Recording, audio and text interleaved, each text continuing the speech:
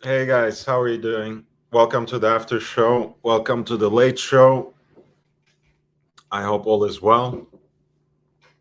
Just getting over my big headache, feeling a little better.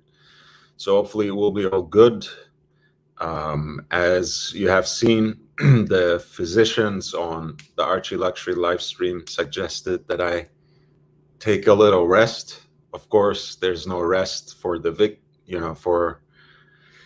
for me, for the wicked. Um, and we are right here, and we're going to talk watches. We're going to talk about your favorite brand other than Rolex, because we know that is everyone's favorite brand. The link is already pinned, so feel free to jump on the panel. Feel free to push the conversation from the chat. Feel free to spark the flames. Feel free to inflame what has already started, as Pavel is doing here. After show battle. Tim already started. Well, that's good. That's good. You know, I don't think there's much competition. This is a very small, humble channel that takes 2 steps forward, 1 step back, but marches on indefatigably. So it's good. Plastic is here. Plastic, I would love to have you on the I'd love to have you on the panel. So please jump on. The link is already there. He says stolen valor is rampant. Oshin is a clown. I agree. I agree. You would be surprised to hear that I agree. Except I actually find clowns very funny. And this guy is just pernicious. Very hideous person for the community. Very dangerous. I stand with Tim wrong. Hey, Tim is genuinely a friend. Just because we disagree on certain things, just because he wants to kiss up to someone because he happens to have more subscribers, I'm not gonna break things off with him. I still love him. I still support him.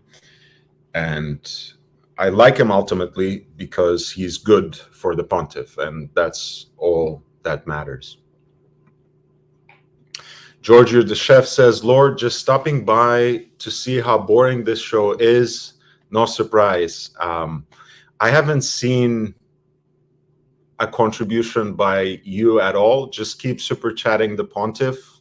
You don't even have to drop by. You already know what you can find and what you can get here, which is watch talk. So I'm sure you are not very interested in that. Mr. Sky Dweller, pull up a chair. Yes, guys, pull up, pull up. Thank you for coming by, Mr. Sky Dweller. Rick Buds, welcome to the channel. He reminds everyone to upvote. Guys, you want to support the channel? That's the easiest, simplest, and most effective way of doing it. I'm on my way to 1,000 subscribers. I'm halfway there. So if you upvote, it helps me gain more exposure. If you spread the word, share the link with your friends, promote the channel on other platforms, it helps me get that much closer to 1,000 subscribers. So thank you so much for dropping by, even if it is just to interact, even if it is just to send a nasty and vicious message, which I will respond in kind. And hey, we're here. Plastic says, mate, it's all good. I'll jump on if I can get a leave pass from the missus. Family life is number one. Absolutely. Absolutely. Family should always come first. If you're surrounded by family, cherish them, take care of them, be there for them. That's the most important thing in life. Pavel, thumbs up. Thank you. Thanks for the reminder. And Plastic says, I've copied the link for later. Guys, I will start by talking about my favorite brand for watches. And you won't be surprised to find, because we were trying to say Rolex is not allowed, it is, of course, Jaeger LeCoultre. And I have my reverso here, which is, of course, their iconic design of the Art Deco age that had a huge revival in the 90s. You might know the story. I talk a little bit about it in a recent video that I posted on the channel. You may have seen it. I try to do more and more videos of this length, just about 5 to 7 minutes, digestible information. And I did this because JLC just released 2 limited edition models for the 30th anniversary of Master Control, which is a concept and a line that they came up with in 1992. And 90s was an interesting time for JLC. Of course, they had survived. They had basically survived the most difficult part of the quartz crisis, but they still needed some rebuilding. And at that time, they were under this umbrella called Les Manufactures Horlogères, LMH, not to be confused with LVMH, the luxury conglomerate. And so they were owned by the same company that owned, the majority shares at least, were owned by the same company that owned IWC. And Günter Blümlein, who took the helm basically in reorganizing IWC, moved in the 90s to take care of business at JLC. And with his help, the CEO basically revived and reintroduced the reverso, which has been mostly absent from the product lineup since the end of World War II. When it came back, it was basically their canvas. It was their conduit to introduce all these new complications, to basically showcase the best that the manufacturer had to offer. And you know that JLC is always called the watchmaker's watchmaker. And in the early 20th century, of course, they were largely known for the beautiful, efficient, and reliable ultra-thin movements that they produced for dress watches, for thin dress watches. And the 90s offered them basically to catapult themselves into this new prominence by introducing complications with their reversos. So the Reverso 60th, the 60th anniversary edition, had it was relatively simple, executed in pink gold. The movement itself was in pink gold, and it had this power reserve as well as a date hand on the dial. And that was 1991. And in 1993, they introduced their first tourbillon, also in a reverso case. In 1994, if I'm not mistaken, it was a retrograde chronograph that they put again in that iconic rectangular case that had by now assumed its position as the flagship of the brand. I'm sorry, 94 was the minute repeater, right, that they introduced in the reverso case. And the first retrograde chronograph for the manufacturer came in 1996, again in a reverso, and the first perpetual calendar at the turn of the century in 2000. So basically, with every anniversary model, after that, they tried to reintroduce some important aspect of the brand's heritage, especially in terms of executing those fine watchmaking skills. The ultra thin, of course, made a huge comeback in 2011 with the steel and precious metal reversos. Pavel says, I should be sharing screen with what you're describing. Yes, absolutely. It's hard to keep all on top of it, but let's see. I can at least show you some of the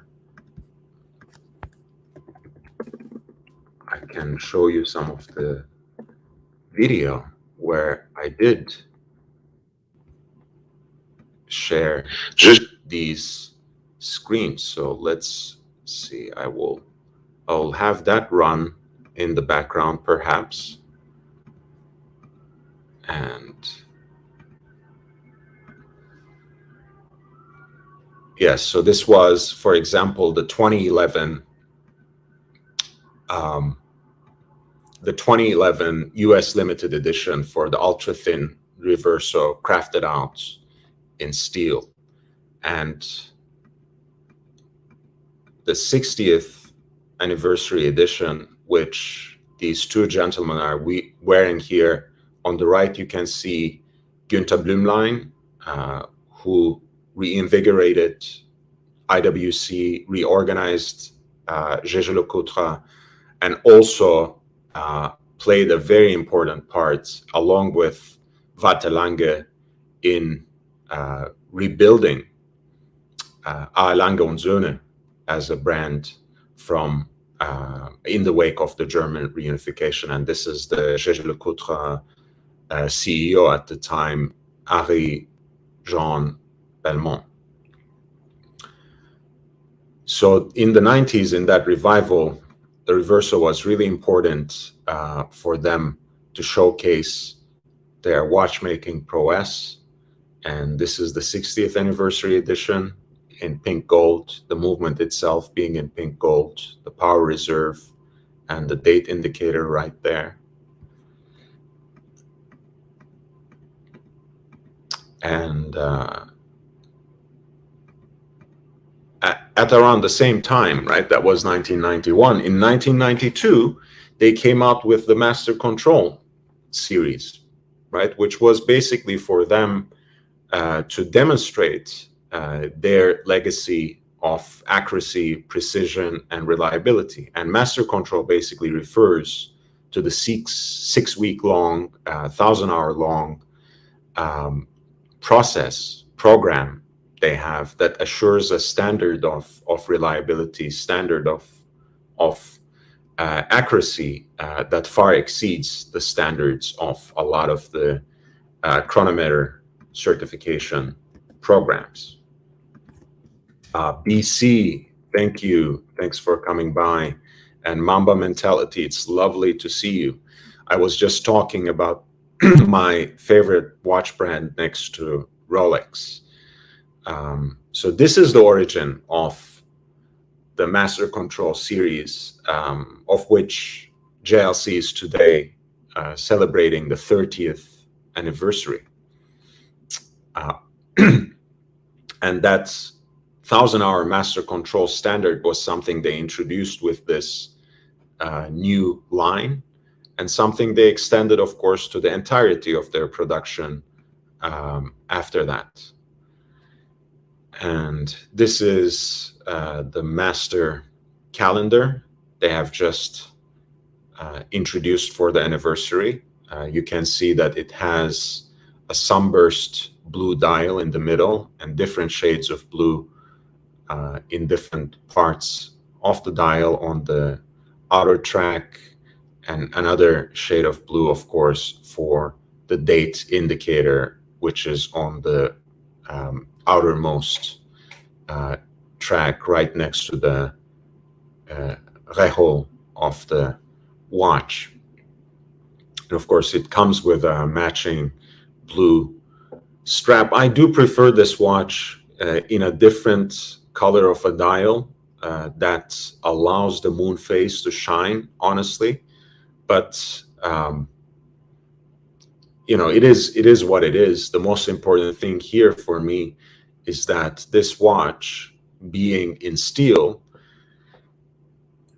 makes accessible what is otherwise a prestige complication, a triple date, a triple calendar, for the widest variety, to the widest group of enthusiasts, right? And this model is, of course, listed at around $13,000, 13,000 USD.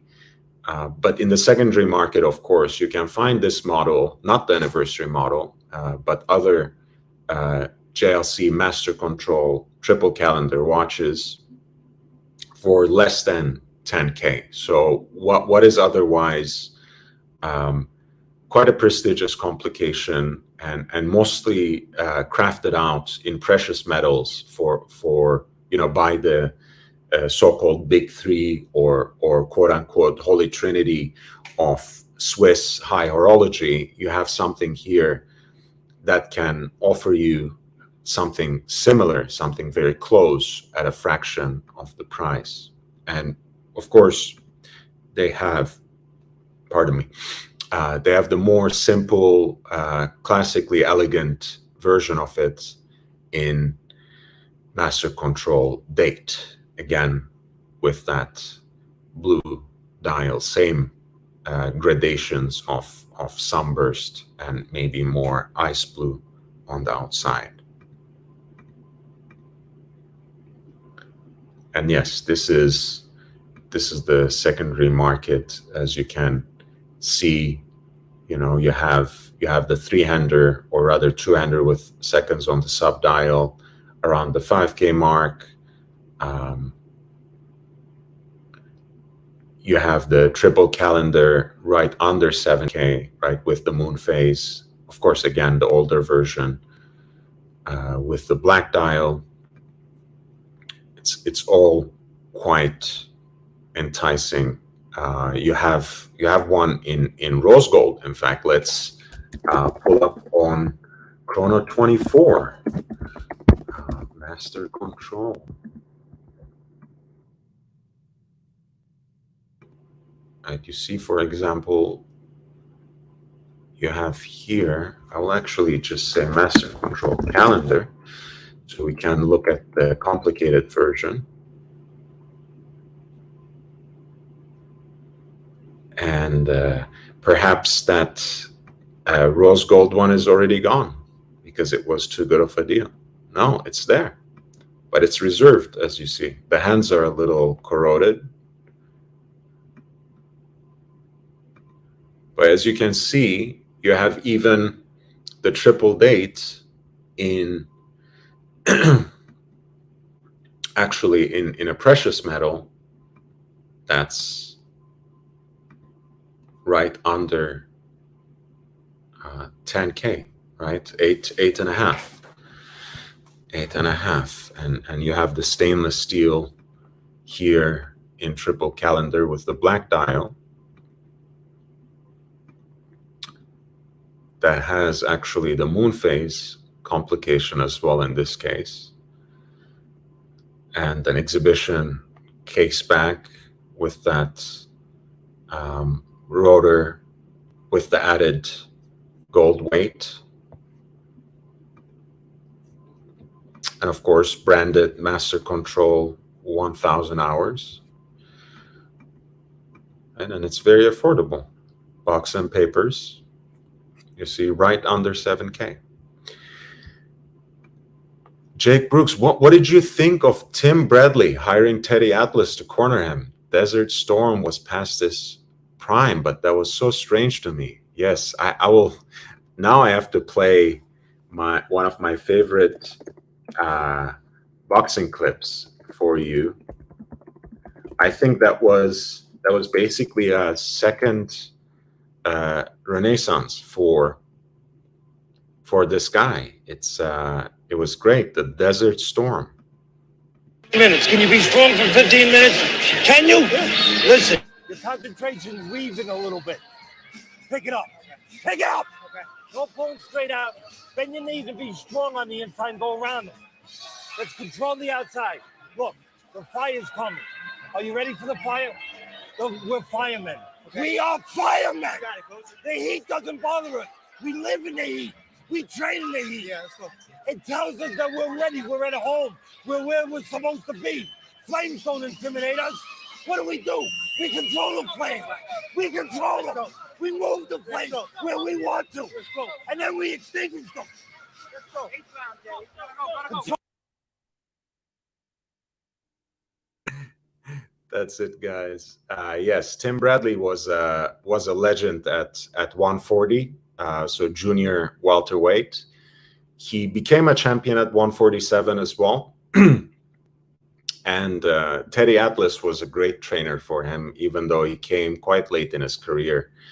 And Teddy Atlas is also mentally, I think, a very good coach, as you have just seen. I hope you were able to hear it. Junior Johnson, stop by to show some support. It's my bedtime. Have a great night. Rest well. George Varghese, he's back. He's back. Still in Bali, I think. Late night last night. Hope all is well with you. Thank you, my friend. I hope you are doing well as well. Favorite brand? That's not Rolex. I knew it. Maybe Lange. Yes, I thought so, man. I thought so. Of course, you have a lot of other great watches. You have that chronomètre Souverain by F. Péjon. You have that Patek annual calendar. But I think the Langes that you have are really a beautiful core for your collection, and certainly worthy of being called a favorite brand. Angelic Slayer, welcome back, man. I hope you are well. Eric L., for me, JLC's resume CV is much more impressive than that of Rolex. When asked, what have you accomplished, I think JLC would eat Rolex's lunch. Look, I'm not going to agree or disagree on this point, but I phrased that question like that, you know, what is your favorite watch brand that is not Rolex, for two reasons. Because one, you know, Rolex is my favorite brand, and so I have to say what else. And I know it's very common in the community that we say first Rolex and Steel Sports, and then everything comes after that. But also because, you know, you have an emotional connection to a brand that I think I get more excited about Jaeger-LeCoultre in a certain way when I want to talk about horology, right? There's with Rolex, I can talk about any number of things that within their universe makes a lot of sense and are important improvements, great advancements, something that tinkers just a little bit to what is an already accomplished product to make it that much closer to perfection. But it's not that exciting, perhaps. But still, you know, since I guess it was my first luxury watch also that I bought with my own money, it will always have a special place for me, Rolex. So I can make all sorts of rational and logical arguments to bolster any other brand, including JLC.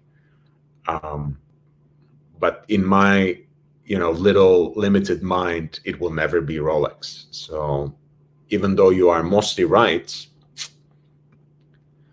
it is what it is. Jake Brooks, so thin for that complicated. Yes, I mean, of course, JLC has been one of the leading movement makers for ultra thin movements that are also called tractor movements, right? You know, because even though they're ultra thin, they're also very robust and reliable for being so thin, right?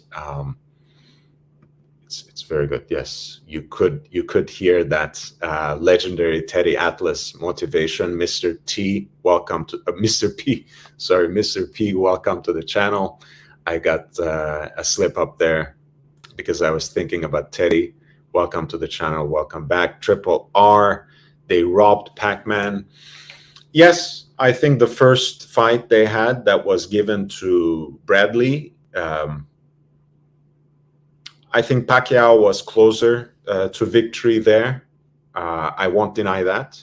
But anyway, I think Bradley did good work in that first fight. And if Manny was bitter to Bradley for whatever reason, they wouldn't have had 3 fights together after that. So I think they became good friends outside of the ring, and certainly gave us 3 very good fights in the ring as well.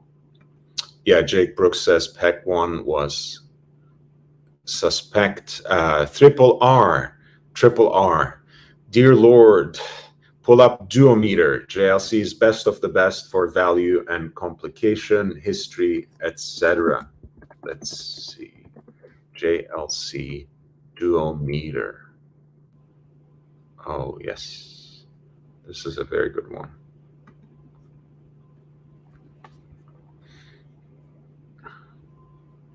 So this is actually Watchbox's listing for a recent example.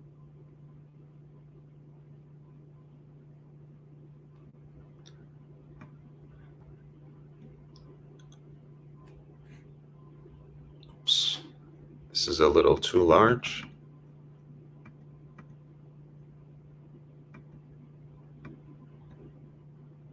I just want you to take a look at it here first, and then we'll read. You see the movement and how beautifully it's also decorated, you know, with kind of sun ray like Geneva stripes or waves.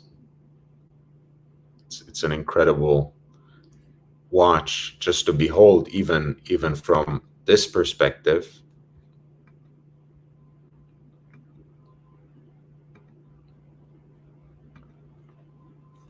And I want you to take a look.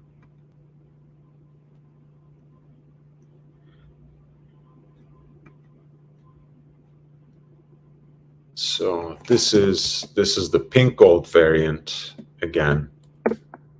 That is on JLC. You saw that was basically half what they're offering here.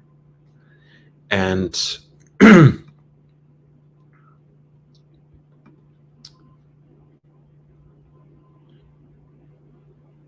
it has the moon phase. It has, I think, a jumping second complication right here. The center seconds here is a jumping second. It has the moon phase. Of course, it has the date, time, and it also has dual power reserve. I'm assuming that that there is, I want to say that one is the for the entire watch mechanism, and the other power reserve is probably for the jumping seconds. Let's see what JLC says about it. I'm not entirely familiar with this watch and its complications. It says, refined and inventive, the entire collection is equipped with the ingenious dual wing concept, bringing together historic expertise in fine watchmaking with innovation and exquisite finishes. True independent mechanisms are united by a single regulating organ, resulting in highly precise watches. More than just a caliber, this concept lies at the heart of duometre identity.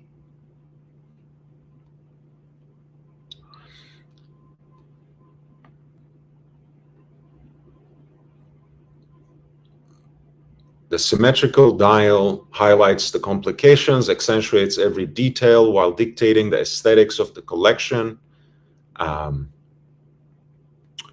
One mechanism is dedicated to the proper functioning of the complications. The second ensures the precise measurement of passing time. At 5 and 7 o'clock, each barrel has its own power reserve indicator, which testifies to the intricacy of the caliber.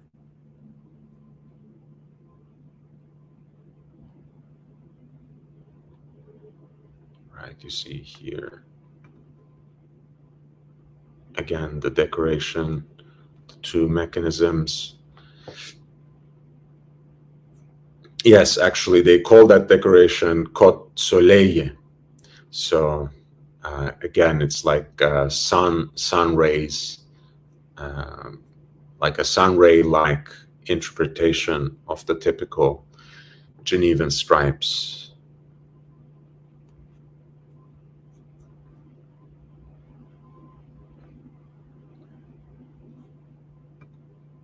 Interesting. Thank you for bringing it up, Triple R.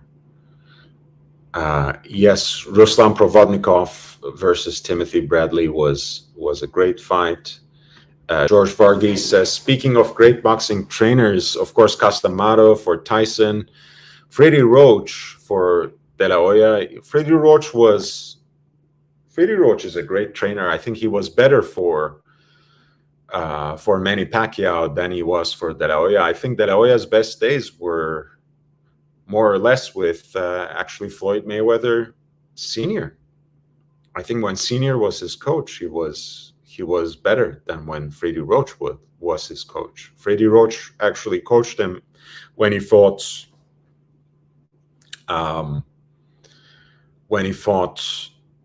Mayweather, and De La Hoya lost that fight, of course. Mr. P. Teddy Atlas claimed he stuck a gun in Mike Tyson's face because he was hitting on his knees. I think that was the case. Eric L. Yes, upvote, guys. Jake Brooks says, Bradley was in some wars, and I really like his commentary. Yes, with all the wars he has been in, especially that Ruslan Provodnikov fight, I'm somehow glad that he preserved his mental faculties. I do like his commentary. I don't necessarily agree with everything that he says, but I like the excitement and knowledge he brings to it. Because usually, you know, sometimes they take this whole color commentary thing a little too seriously. So you have like one analyst and someone who just brings in the heat. Bradley actually combines both so well that he's very knowledgeable. He brings on a wealth of information about boxing styles with the excitement that he authentically still has for the sport. Midtown says, thank you for this excellent presentation. It seems to me that there are too many horological channels servicing the existing limited viewer base. Thoughts on this, please? Listen, my aim is to stick to horology. For better or worse, most of the other channels don't talk much about watches, and when they do, they don't really have a historical or horological perspective to present, right? For me, Archie Luxury Livestream is the main show. When it's on, and there is no, you know, it has no competition because it has this unique way of bringing everything together around watches. I think any other show that tries to mimic that tries to mime that tries to replicate that, ultimately fails miserably. So here we'll talk about, again, about watches and about life, but we will try to remain centered on watches, and everything else that comes up and that I can speak with some knowledge and excitement, I won't shy away from it. But ultimately, I'm not trying to replicate anything that exists out there, and certainly not, I don't copy Archie. GB Vol, thank you for your support. I'm still keeping you in mind, by the way. I know you're looking for that 6538. I'm keeping my tentacles and my antennas popped up and see if something else something else comes up for you. I won't dox this generous contributor, but thank you so much for the PayPal contribution. Thank you. You know who you are. You are probably still listening. You are probably still here. So if you want to identify yourself, maybe you can remind me of the number, and I know who you are in the chat. But even if you don't, even if you want to remain anonymous, I love you. Thank you for your support. You make this possible. And yes, guys, at the end of the day, again, the first thing that matters is upvote. If you like the content, spread the word, send the link to your friends, advertise the channel on other platforms. I really want to reach 1,000 subscribers before the summer is up. So we have a couple of months in front of us already, and I'm happy if I reach that goal. And anything you do to help me reach that goal is more valuable than everything else. But if you want to encourage me in the meantime, at the end of the day, of course, I devote some time. I put a lot of effort into the shorter videos and the live stream. So if you want to help me produce more content, perhaps help me pay for StreamYard that I, of course, did out of pocket, help me buy some equipment, you can always send me a PayPal contribution like this generous contributor already did at lordhellespuntv@gmail.com. That's lordhellespuntv@gmail.com. And I also have a Cash App at $LHVVV, $LHVVV. Full on John, kind of cheating, but I've been extremely impressed with Tudor. I feel it represents what Rolex used to be, a no-nonsense tool watch without the pretentiousness Rolex can carry at times. I actually agree, and I don't think you're cheating. I think that's why Tudor was created in a way to, you know, there's a reason that that brand has the Tudor shield as its symbol. Of course, it had the rose in the beginning, and then it was turned into just the rose, and then the shield came back. But in a way that reflects its mission in preserving a certain aspect of Rolex's heritage, right? So for me, the fact that they have built the brand around Black Bay 58, which really packages the vintage aesthetics of Rolex and propels it towards the future and shares it with new generations, especially of watch enthusiasts. I think it was very, very useful. And one of the best compliments, actually, I got about my vintage sub, and something that really excited me and made me happy was when a friend who is vaguely interested in watches said, well, is that a Tudor? And I was like, something like that, right? Yes, they have gotten it right. And the thing is, like you said, the fact that they're maybe a little thicker, a little heftier, that's not always a problem, right? That's what people came to expect from their tool watches over time. In year 2022, people do want a little more heft on their wrist. Maybe they want a little more presence on their wrist, and there's nothing wrong with that. So I agree, full on, John. That's very good. That's a very, very good observation. Agreed, full on. Triple R agrees as well. Pavel says, I put the first bezel scratch on my Black Bay Pro yesterday. Nice to not care much. Yes, man, wear it in good health. I know you were talking about it. I don't know if you would like to jump on and show it off here. I would really appreciate that. If not, you can always email me at lordhellespuntv@gmail.com.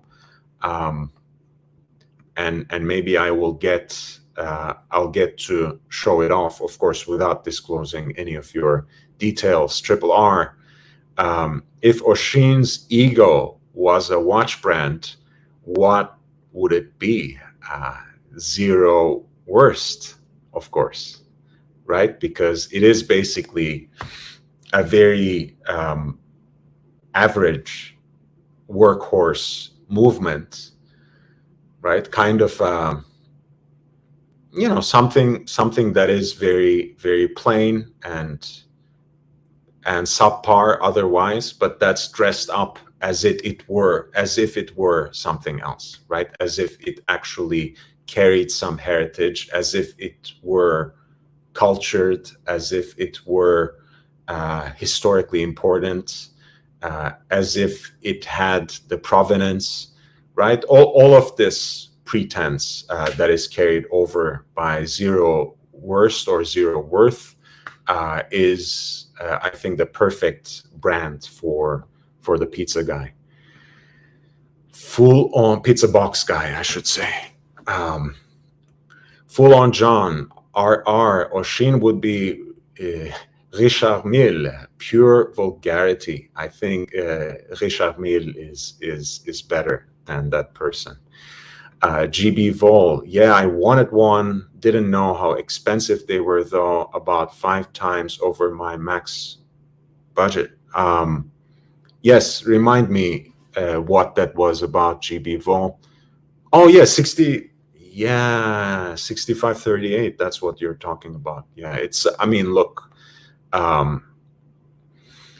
those sorts of vintage watches are very desirable, and they won't, because they are by definition limited production, because as time goes on, perfect examples will be harder to come by. They will always carry a certain kind of premium, right? Even if the market corrects itself, a 4-digit sub, a big crown, a small crown, 5513, meters first, feet first, whichever, they will always hold some sort of value. Thomas Broadbent, like women, individuals of uniqueness, nuance, defined definitions of beauty, mother, origin, family, intelligence, imperfection, cleverness, in connection, passion, pleasure, love, them all in time. Yes, that's way too many features to appreciate all at once. But I think Thomas points out that unique combination that's sometimes difficult to describe, right, in a reasonable way. The philosopher Blaise Pascal said once, love has its reasons which reason cannot understand, right? So our love and our passion for certain watch brands are sometimes difficult to put in words, and even if we can, they're difficult to explain in a reasonable way. George says, effective May 1st, Lange has increased prices across all lines. Datograph now almost 89K. Yes, as I move closer to some of these brands and watches, they keep moving away from me. So it's the passing of time, man. It's the passing of time. Full on John is laughing. Pavel says LMAO. I don't know if if this is about the pizza box guy, but hey, Grizzly Adams, if he weren't a bigot, I feel like we could have gotten along, but apparently he actually keeps company with neo-Nazis, so that guy is no friend of mine. Angelic Slayer, is it okay not to want a diver or GMT? Is it? Yeah, I want someone to jump on the panel. The link is already pinned, but I sent it out. Divers are absolutely, it's of course it's okay not to want a diver or a GMT for that matter, but a lot of the YouTube community has been so enthusiastic about divers, and there are so many different brands that have their own distinct heritage when it comes to divers. Of course, there's the original Blancpain and 50 Fathoms. There's the Submariner. Omega's Seamaster has its own mil-spec heritage and provenance. And of course, it took over the mantle of being the Bond watch. Seiko has been producing stellar divers since the 60s. So with all those brands and their derivatives and micro brands, the diver watch has taken over the sports watch genre in storm. And it's slowly, I think, decreasing the excitement about diver watches. But, I think it will come back at some point, and they will always be one of the main genres because it kind of does the best representation of the tool watch genre, right? So I think they will remain a mainstay. Of course, it's okay not to like them, but I think they will remain popular for some time to come because at any price point, you'll find a very good watch that actually has its provenance in some understanding of diving. So it's just a very good sports watch. And when it comes to GMT, I think it's one of the most useful functions, right? Even if you don't travel, in this day and age, we certainly have all sorts of associates, friends, and family members in various time zones. So when you can actually just take a look at your wrist and already know what time it might be where they live, it really reinforces that emotional connection you have to the watch. So that's one of the reasons why GMTs are always also very popular. Midtown says, thank you for your comprehensive response. I take it seriously, man. I think you have a very legitimate question. All strength to your unique, entertaining, and interesting mix of life, boxing, and true horological content on a wide range of watches. Cheers. I appreciate that, man. I genuinely appreciate it, Midtown Chuckster. Thomas Broadbent, Laurent Ferrier. Yes, as this is a very interesting brand. I always have a hard time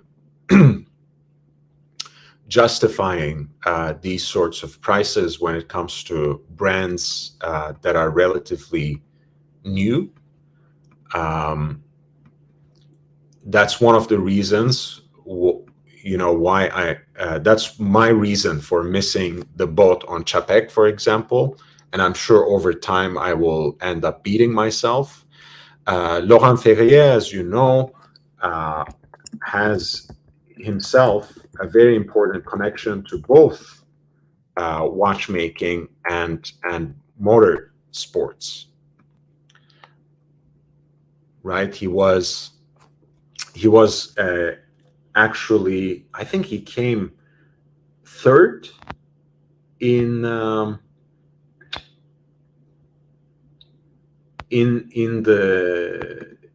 Le Mans race, where Paul Newman was the second. Yes, in 1979, the Ferrier's team came in third, just behind Paul Newman and his team in the Le Mans 24-hour race. And of course,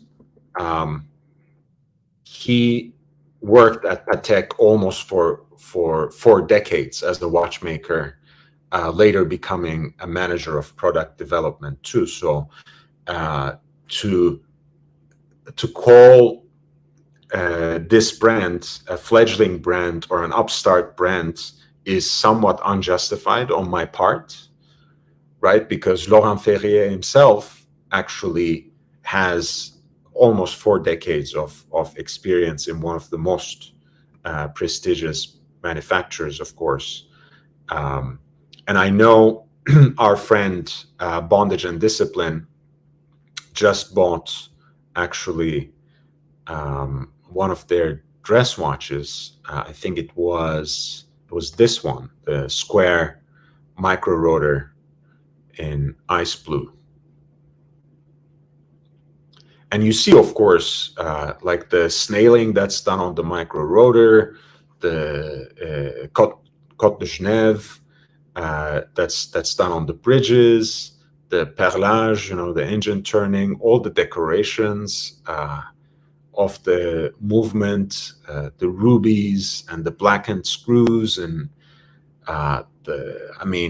it's hard to, it's hard to argue against it. Of course, it's an incredibly made and horologically very valuable watch. The case has this old school Oyster / Panerai vibe that I cannot but appreciate. And of course, it costs an arm and a leg, right? It's about $50,000, if not a little more.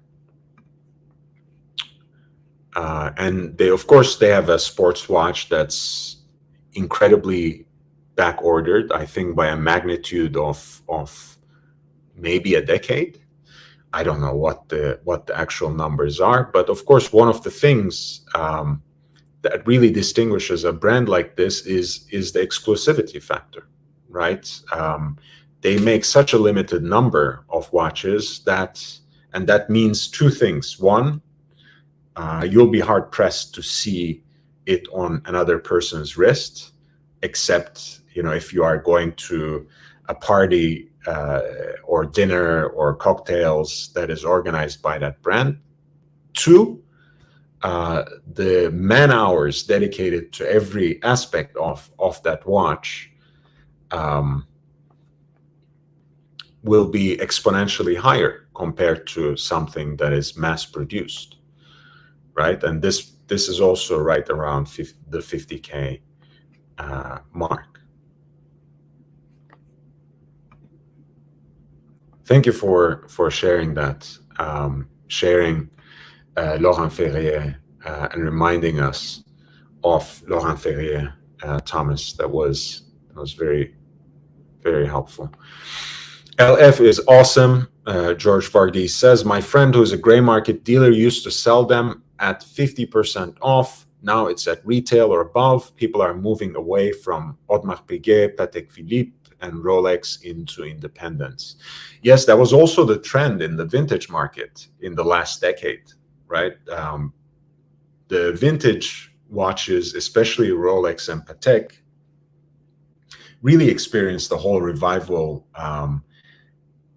in the first 2 decades of the 21st century. But when people started discovering some very shady business, some very funny business going on in the background, people kind of Frankensteining watches from parts they find here and there, faking certain things,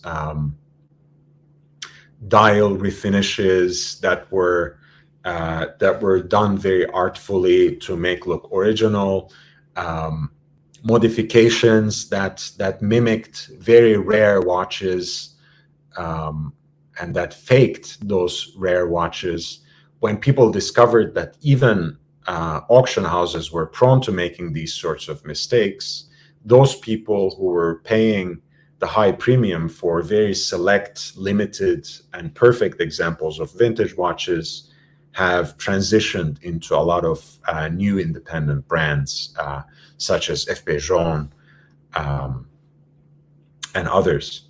Of course, unique examples of like FP Jaune with brass movements already fetch prices as some very exquisite examples of vintage watches with distinct provenance.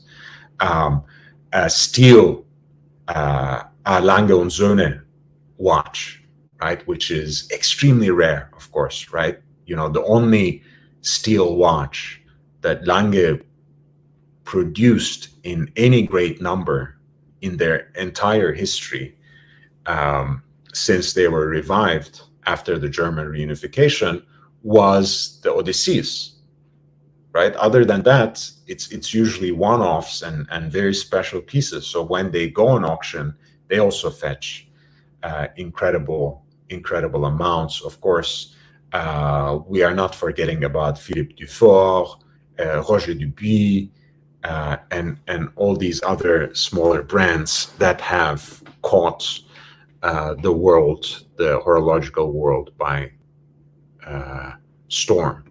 Thomas Broadbent says it is if you want it to be, but more justified with an Explorer 1. Every collection needs a diver, Big Meech. Yes, this was in response to Angelique Slayer saying, I don't really need a diver or a GMT. An Explorer 1, of course, is a very beautiful watch that straddles any occasion where you would want to wear a watch, right? Of course, Ian Fleming showed that beautifully.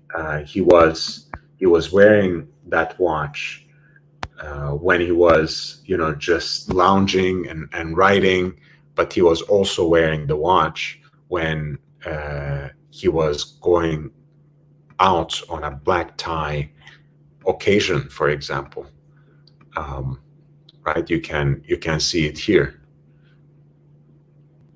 Of course, this is not black tie. Actually, it's just in a suit. And for some reason, I pulled up a watch, rather a photo where he didn't have his Explorer. Let me do it this way.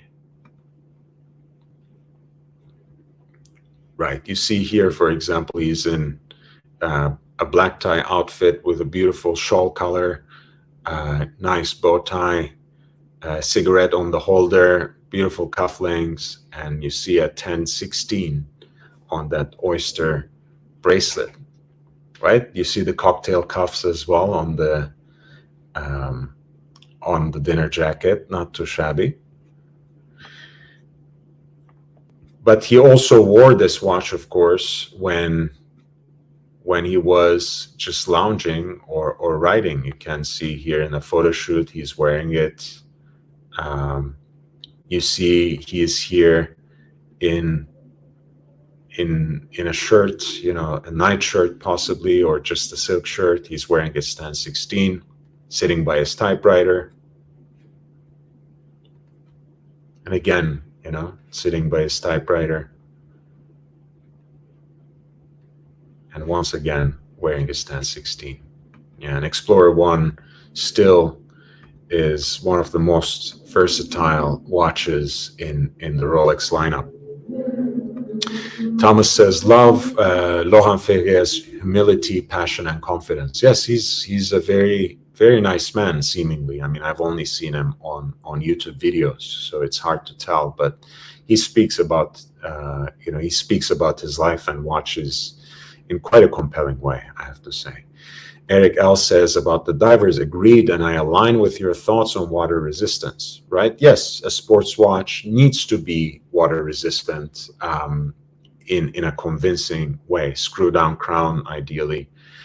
We should all be able to take these things for a proper swim at minimum.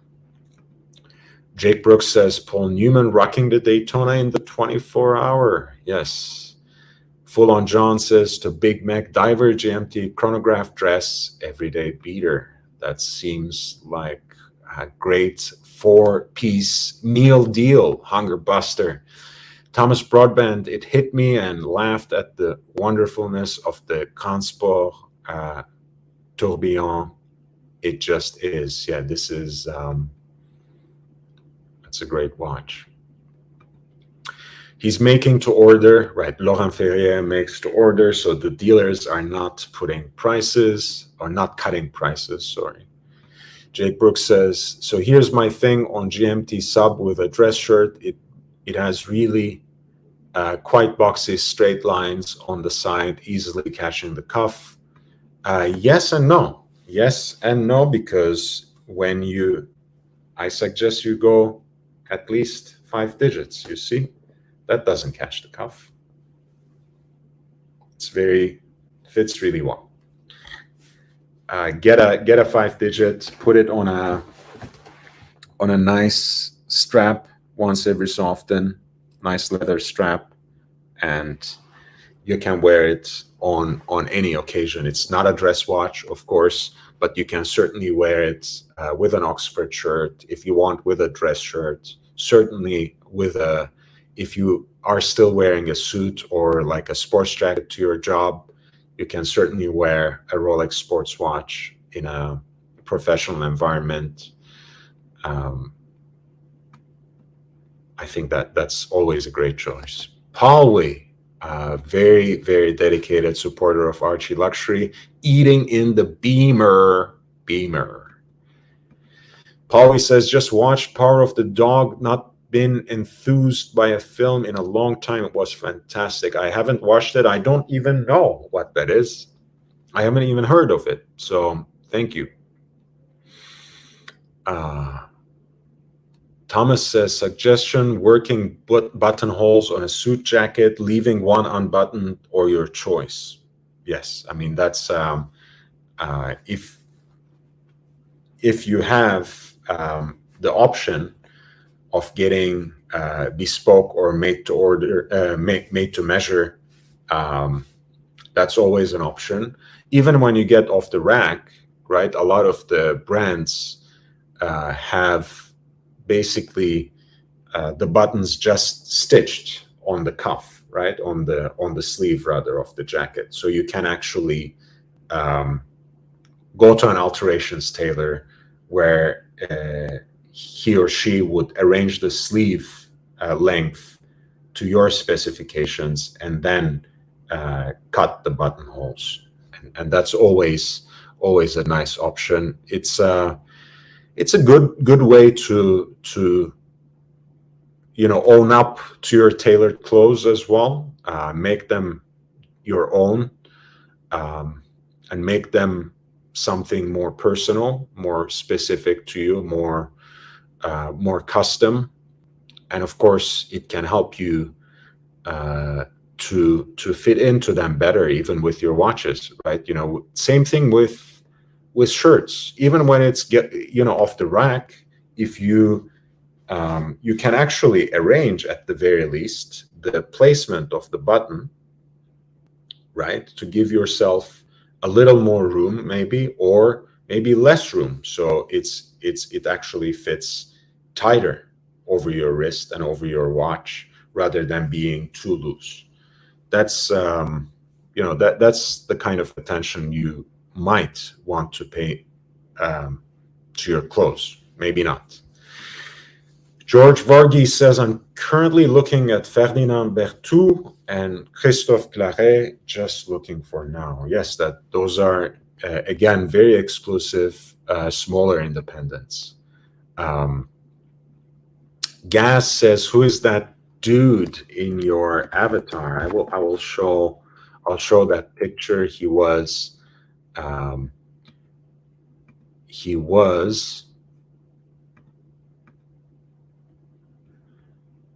Silvio Berlusconi's finance minister.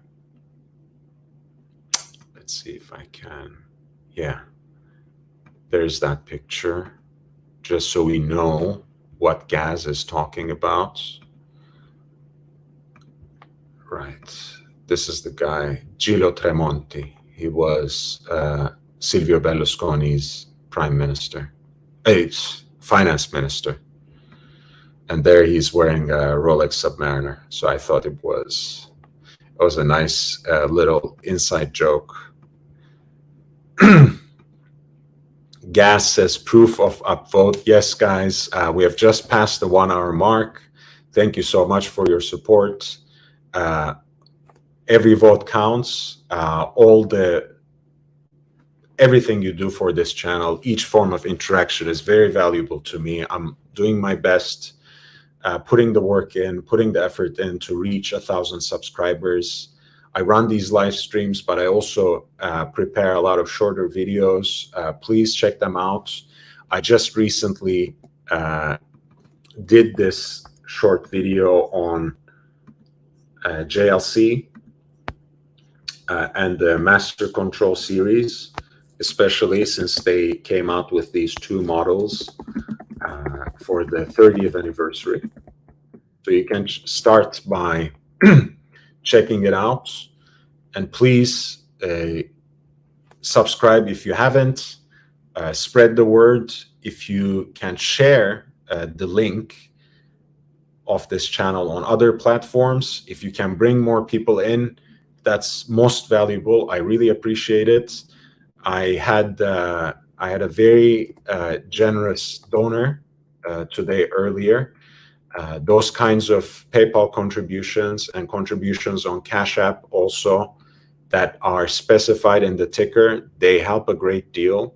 So if you want to encourage me and if you want to support me until I get monetized, please consider making a PayPal donation at lordhellespontv@gmail.com. That's lordhellespontv@gmail.com for PayPal, and my Cash App is $LHVVV, $LHVVV. George Varghese, a beautiful watch and strap, Lord. Thank you so much.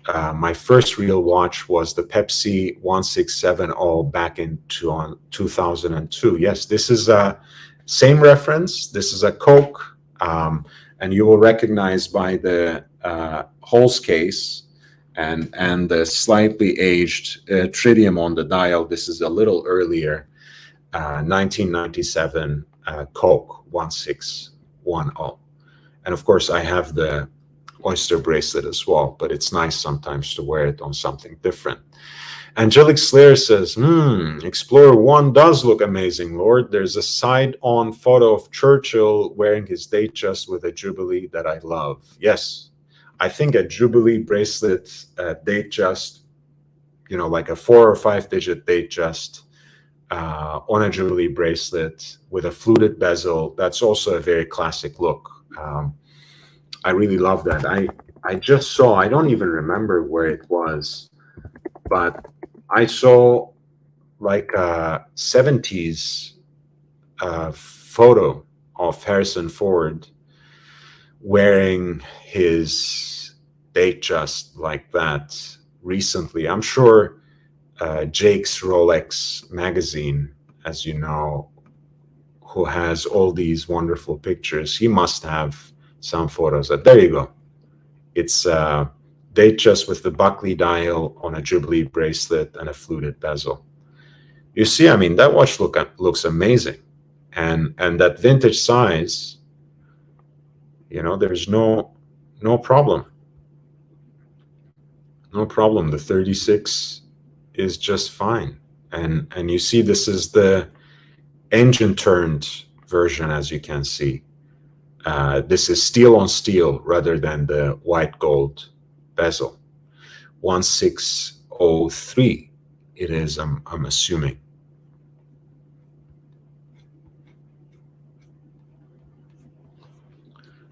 Yes, to go back there again, you see right under the cuff there. You see here showing it off a little bit. And there with the sleeves rolled up on a, with a denim shirt. And it just works. It works. It's a great watch.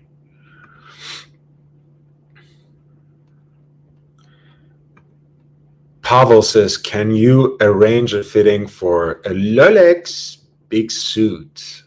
If he lets me wear his two-tone sub for a couple of days, so I can live with a contemporary Rolex for a little bit and decide if I really, really want the Sea Dweller 43, maybe I will help him get a nicer and better fitting suit. George Varghese says, going for a little swim. Enjoy it, man. Enjoy it. Wear your Sea Dweller. I'm hoping you're wearing it. And some lunch. Great show. Keep up the great content. Thank you so much, George. You do, I love your contribution. You have supported this channel a great deal. Keep coming back. Keep coming back with more of your watches, more of the questions, more of the topics. It's always great to have you enjoy your vacation in Bali. Piruka, hey man, welcome. Angelic Slayer, love the 36 with a cuff. That photo, yes, that was the Harrison Ford with his date, just to bring it up again, just so we don't lose track of exactly what we were talking about. Yes, here the sleeves rolled up with a little more of a sportier outfit, a nice denim shirt, and then, you know, right here in a suit or maybe just a sports jacket, but at any rate, it fits right under the cuff quite beautifully. And this is something similar, at least, to the Datejust that he wears with a Buckley dial. Although honestly, the way his bezel shines, I suspect that it's the white gold fluted bezel, but it might be the engine turned steel as well. So I won't make a huge deal about it. Tommy, hey man, you're more than welcome to, of course, jump on the panel. The link is pinned, but I will send the link out again. It's not only for Tommy, anyone else who would like to come. Pavel says, thanks, I hate it. I don't know which one we're talking about, but you're welcome, Pavel. I love your energy. So Full On John says, 36 millimeter Oyster case is true perfection, even for my 7.5 inch wrist. Not sure where it started, but people think the lugs need to extend to the very end of your wrist. Absolutely, they don't need to. And listen, here's the thing, of course, that especially if you are a collector, right? Especially if you are the kind of guy who has more than one watch, it's completely fine to have watches that have a different ethos, right? Datejust is an Oyster case. It is watertight.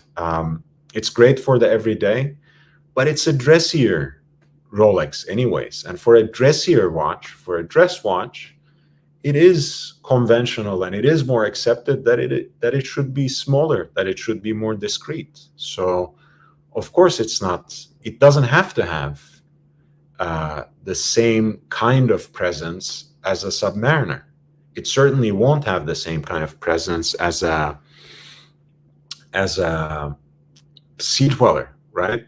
It's a different watch, and if you have more than one watch, especially, there's nothing wrong with having a big sports watch on the one hand, and for other kinds of situations and occasions, or simply just because you are in a different mood, you wear something like a Datejust 36 millimeter vintage, and that's a different watch. That's a watch that exudes a different kind of air. Pavel says, I like your content though, Lord. Thank you. Don't worry about it. I'm not that insecure when you say things like that. I don't take it personally. And obviously, sometimes I look back and think of certain things that I've shown or I've said, and think of myself as being in the audience, and I'm sure I would find much to hate as well. Thomas says, I believe there's value and joy in a smaller Rolex, Thunderbird, Turnograph, or a Day-Date. Yeah, I think the earlier Air Kings, for example, let's look at Chrono 24. I like the 5500s. These are in fact smaller, right? These are 34 millimeter. Let's find a nice example, right? This is Air King Precision, beautiful, on an Oyster bracelet, looks to be in a great condition, comes with its papers.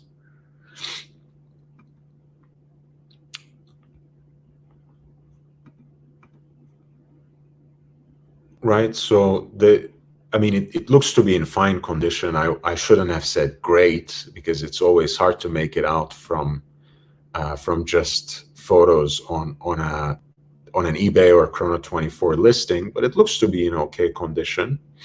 And even these, right, with 34 millimeters, they're fine. You know, they're actually not as small as you think. They still have their own air and their own kind of presence on the wrist.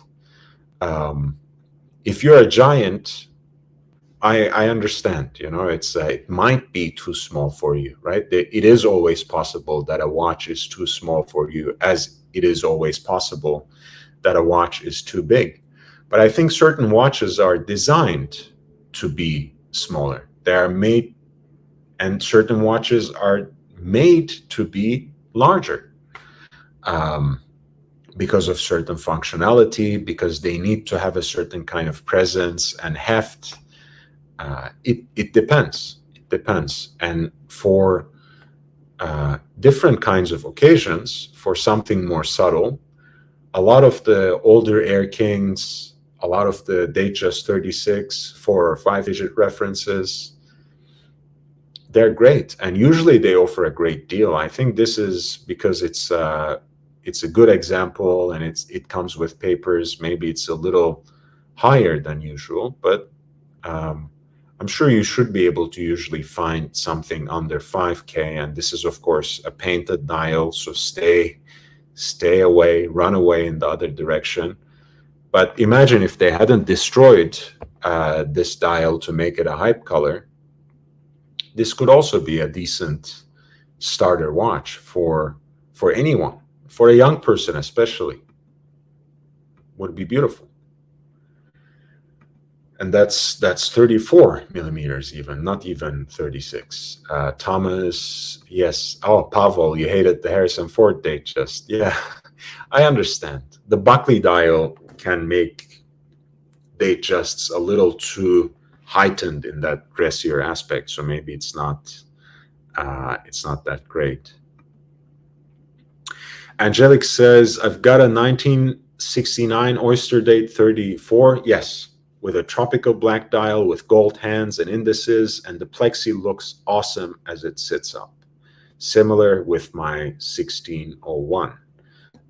That's the 4-digit Datejust with the fluted bezel, of course, fluted white gold bezel. Those are amazing watches. And you know, this one has the sapphire, of course, so I can't show that. But maybe when I take my water and toilet break in a little bit, I can grab my GMT Master root beer, and that has a very nice plexi that has the higher profile that I really appreciate.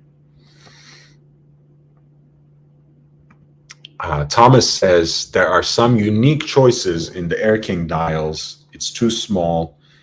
The jump to a unique dial, 36 Oyster Perpetual. Pavel says, win Dixie Air King retirement watches to the moon. I'm not sure if I'm familiar with this particular model.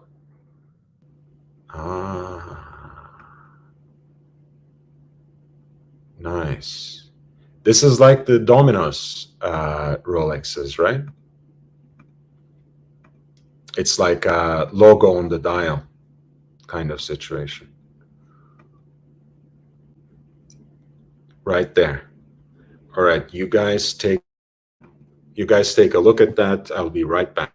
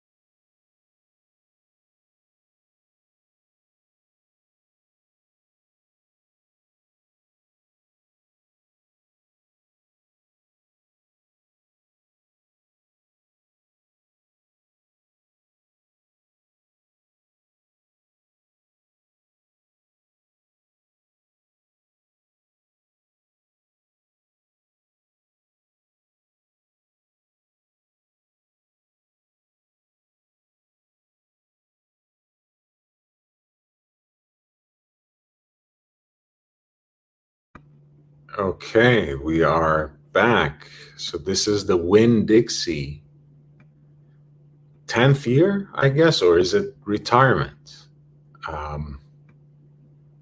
This is an Air King again, 34.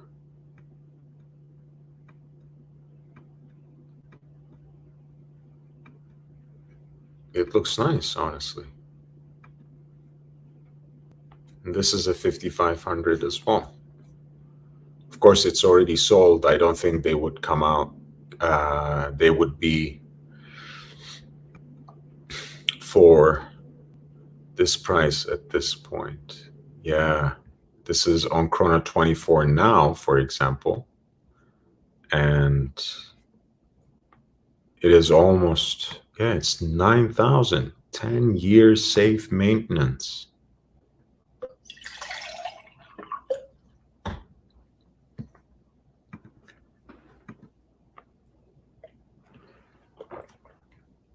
Wow, it's 9,000 here. I don't know if it's Eric Wind selling this, because it says Wind Vintage. Yes, it is. Okay. I didn't realize that he had listings on Chrono 24. But yeah, Eric Wind is a great guy. I think not only does he have a wealth of knowledge, he also has, I think, a great taste in watches in general. So he really comes up with some very interesting examples. Maybe we can next take a look at his website and check out some of the things that he got together. Yeah, this is Wind Vintage. Eric Wind, if I'm not mistaken, he was, for years, he was in Christie's, New York, right? I'm sure he says it in his About page. You would know him, you would probably recognize him from doing all these reference points discussions on Hodinkee. He usually helps them select the examples and all the different variations and marks, and then he goes through them one by one. And yes, he previously served as vice president, senior specialist for Christie's, and now he runs out of Palm Beach, Florida, his own vintage watch business. So, for example, this is a 4-reference two-tone GMT in that Bumblebee configuration. You can recognize them very quickly by the applied crown at 12 o'clock, right? The gilt writing on the dial. It has a domed crystal rather than the original, with maybe the top hat that would have the Cyclops there. It seems to be a very nice example. I always prefer, for some reason, the Jubilee bracelets on the two-tone GMTs, but that's just me. And you see there's a link right there to the reference points Rolex GMT Master that he did with Hodinkee. Right, I'm gonna just mute, but just so you see and recognize Mr. Wind there in the video. Right, where is it? Ah, right here. You can see him here.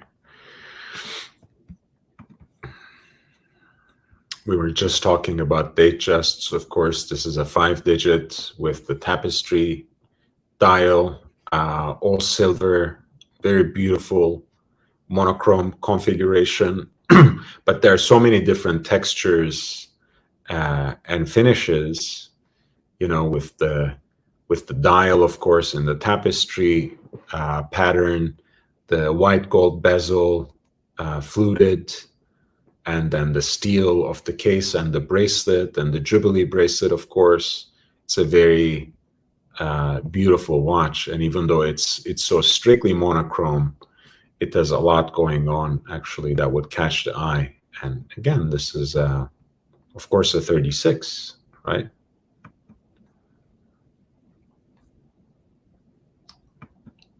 This is an Oyster Perpetual 34.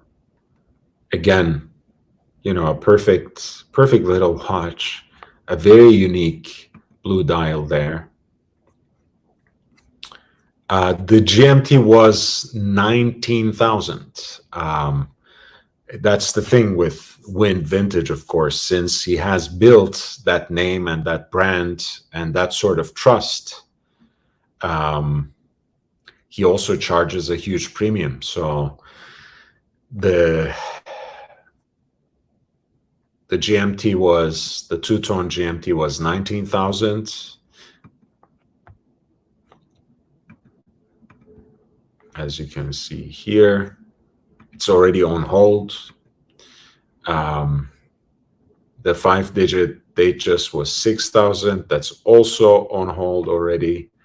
And this Oyster Perpetual OP 4-digit that we were looking at with the unique blue dial, that's also almost 6,000, 5,900 rather. And that comes on its original riveted oyster bracelet as well, which is really beautiful. We were just talking about the 1016, right?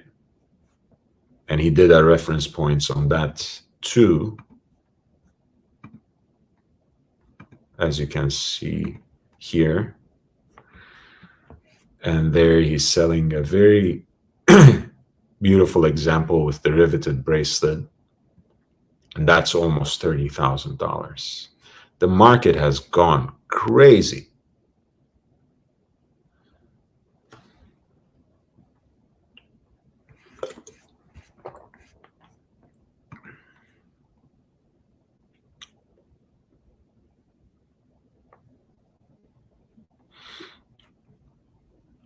Yeah, and he sells mostly vintage, of course, but I think since he has customers who trade in some of the newer watches, right, like a platinum Daytona, white gold Daytona with that sundust black dial on the Oyster Flex, the blue dial Sky Dweller there. There's a 6542 in this Havana dial, let's call it, right? Like that F. Pigeon example that George has in his collection. It is with the bakelite bezel, of course. The older Oyster case, which is more akin to 39 or 38 even.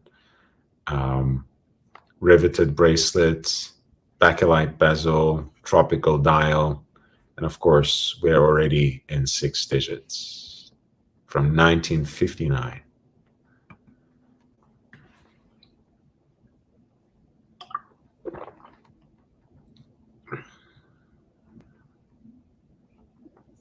He has a lot of older Calatravas, right? Like a 3-digit or a 2-digit even.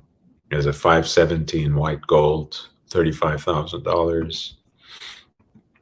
96 with a black dial, $60,000. You see, it's from the 30s, I think, right? Yeah, 1938. And it's barely 31 millimeter or something like that. And you see there's still a comma between Patek and Philippe. Very fascinating. There's a Lange Zeitwerk, of course, there. Very interesting and beautiful curation. Right, like an older Zenith El Primero Again, beautiful example.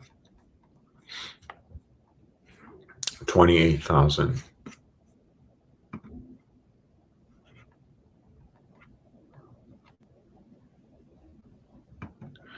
Yeah, I love that 1016 as well. Pavel says classy. I have the yellow gold version of the Oyster Flex Daytona. Yeah, I mean, I think Daytona on Oyster Flex is a beautiful, beautiful watch.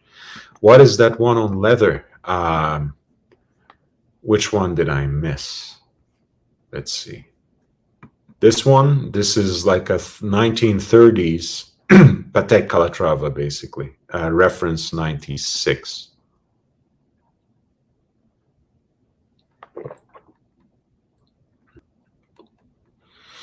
Of course, I think at that time, the watches were not called Calatrava yet. I don't think there were even model names at that time in Patek and in a lot of these distinguished makers. But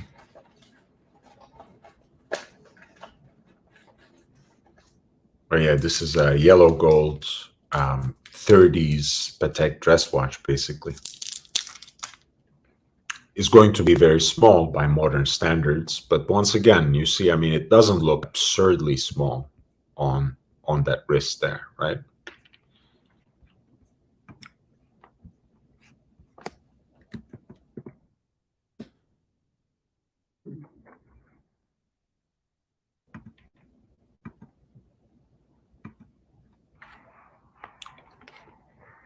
Beautiful full set, basically.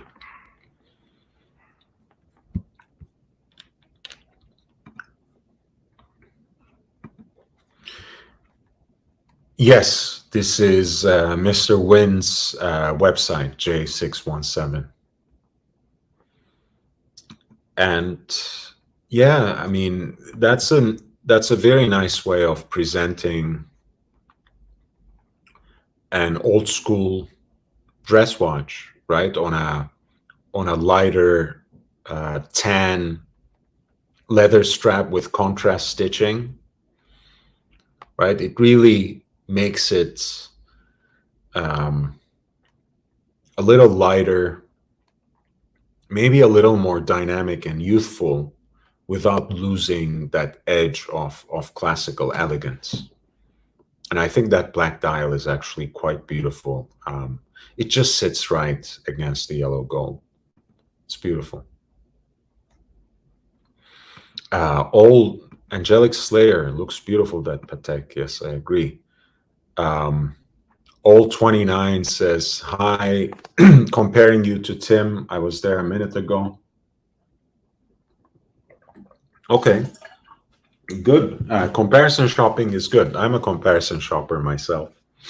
I hope you stay. Jay says it looks like Eric's style of photography. Yes, I think he is a better curator. He's a better expert of vintage watches than he is a photographer. Let's put it this way. But he really has beautiful, beautiful watches here. Let's look at that Omega Speedmaster Tintin. This is very nice as well. I love that racing flag on the outer track.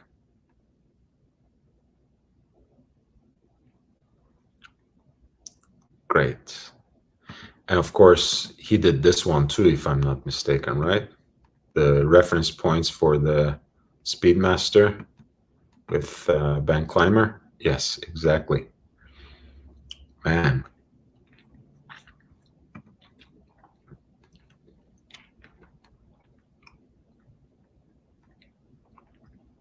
It's very good selection of watches, very varied selection of watches. Mostly vintage, of course, and that is his bread and butter. But also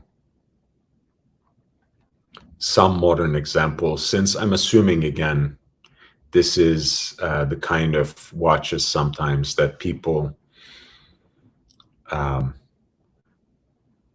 use to roll into some vintage watches, and he ends up dealing them as well. This is an original Ed White, right, with a 321 caliber.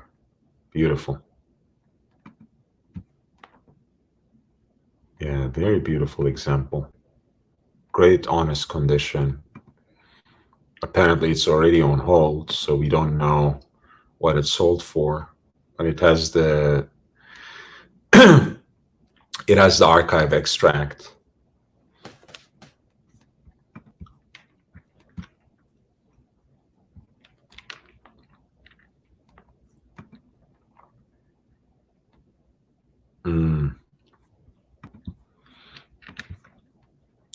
This is the Rake Revolution special edition of the Carrera, I think. 40th anniversary limited reissue of the Monaco by Hoya, 2009. That goes for $7,000. This is, of course, a very desirable watch for many as well. Great, great collection.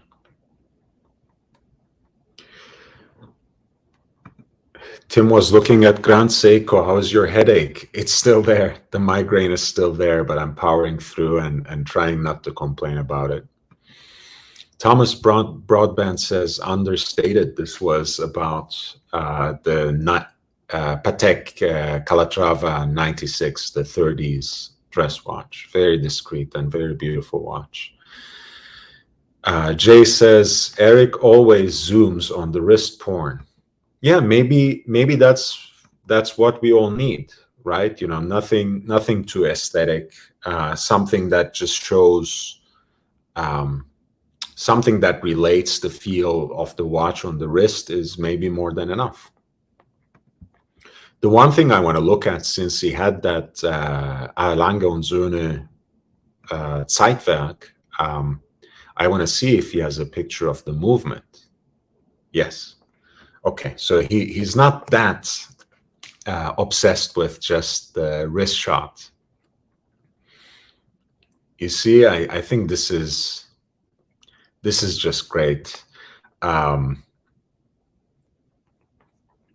did a very quick video just on, thinking through it before I put it together as a more concise narrative. But I find the Zeitwerk for Lange to be an even better execution of those elements that they borrowed from the Dresden Opera House, where the great grandfather of Walter Lange, the modern founder of the brand, actually collaborated with his father-in-law to build this 5-minute jumping clock that sits above the stage, right? So you see there, it is the Roman numerals that display the hour, and then the Arabic numerals display the minutes, and that's a 5-minute jumping minute display. So as you can see from the model here, you have the hour and you have the minute display with 5-minute jumper here.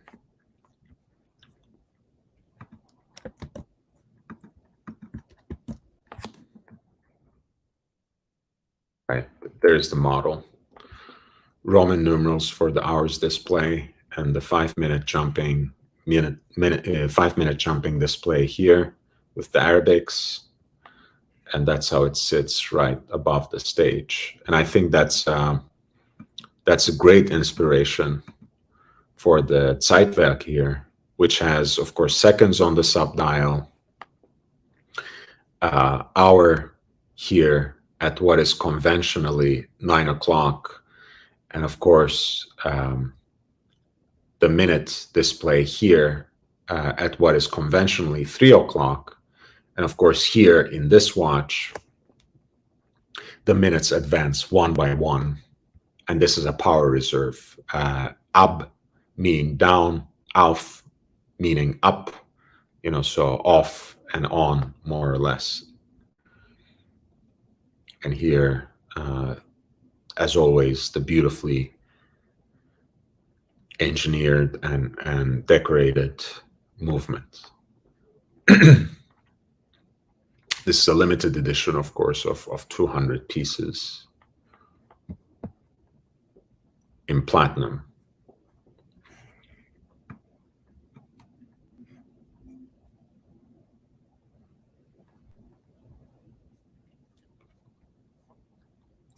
And I think the hand engraving here is actually signed, at least in this model. Can't really see where it is, but yes.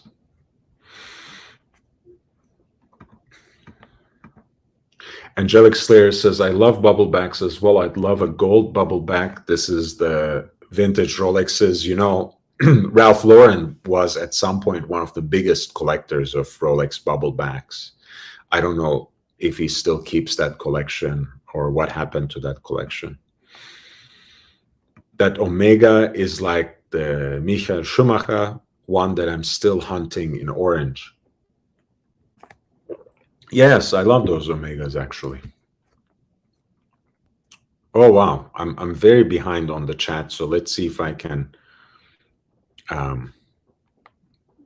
Thomas Broadbent, continuity throughout, great lines, balance. Jay says, so much cooler than the Janta jump.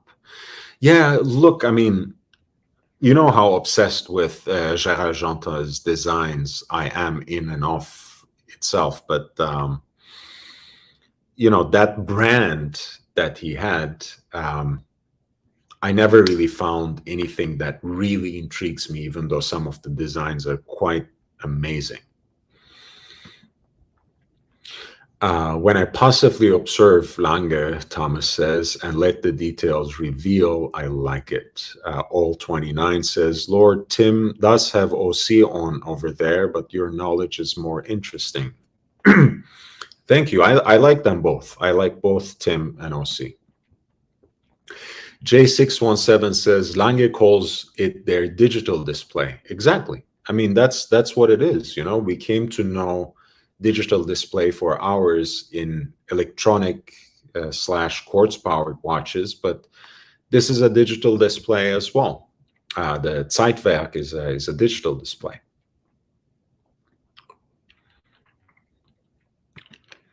All 29 says, I think I like your show with the new haircut, more nuanced, less nonsense. Yes, it has, as you know, it has everything to do with the haircut. Like Tim's hair grew back and suddenly his mojo was back. In my case, I get a new haircut and suddenly I'm just better put together, more disciplined, more focused. It has everything to do with that. Thomas says, Eric Wendt is thorough. Jay says, oof, I remember when those Omegas were duds, 4 or 5K, and now, wow. Yeah, that was the Tantan. Mr. Boot, you're here. How are you? I just bought the Hoya Monaco Caliber 11 2 days ago, wearing it now. Wear it in good health, man. Love it. Thomas, a big buck is big money. Jake Brooks, do those numbers just bang on to the next one, almost like spring loaded? They don't gradually change, right? I think Lange has a very good video of this on their website. So let's take a quick look at that. And rather than me trying to explain, you can have it visually reinforced. I think that's a much better. I'm gonna mute because we don't need that.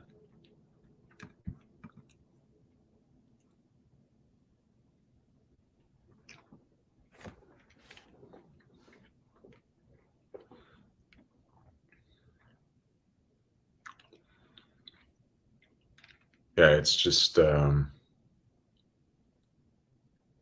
movements are really just like an architectural marvel.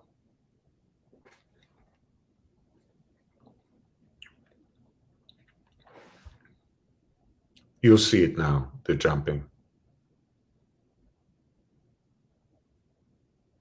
You see?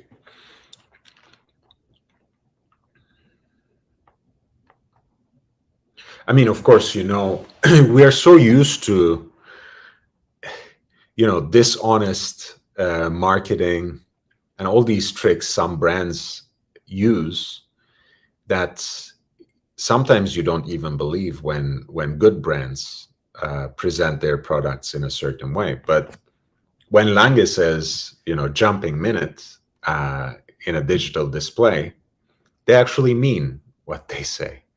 So it does jump, as you saw, both hour and minutes at the same time.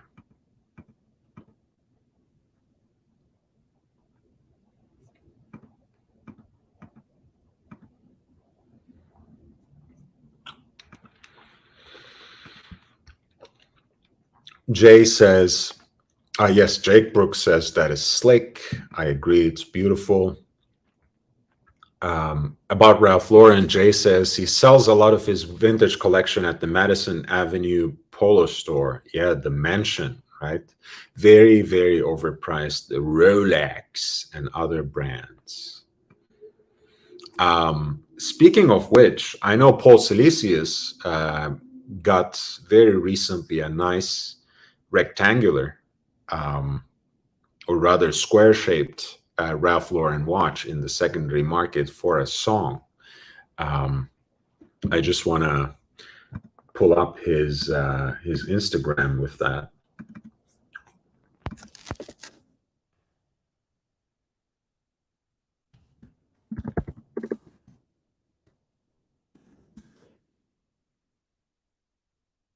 I think it was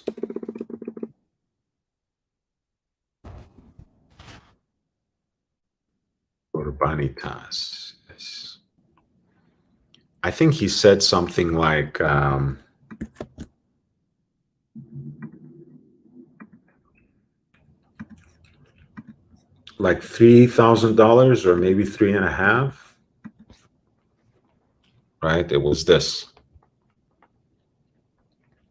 And you see, it's like their take of the so-called California dial, although California dial, it's like a very, you know, half and half kind of thing, whereas this has, you know, Romans and Arabics mixed together. You see the bezel is engine turned in its own way. Again, you know, the entire dial is decorated with a rose engine as well. This seems like a great dress watch. And he got it for less than $3.5K, that's for sure. But I'm trying to remember if it was 3K or not. And this is a watch in white gold, by the way. So that's the great thing, you know, that at the end of the day, this is this is a brand basically that's produced by Richemont.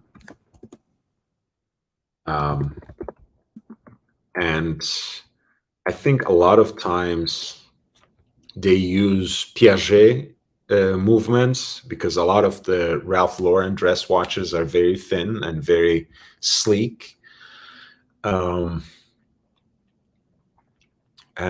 beautiful watches, and they can have good deals in the secondary market. And maybe they're a little overpriced when you consider the retail price.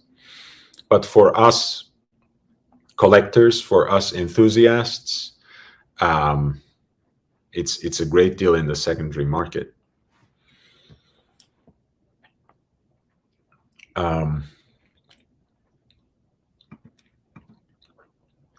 Does JLC do a jump movement? That earlier JLC that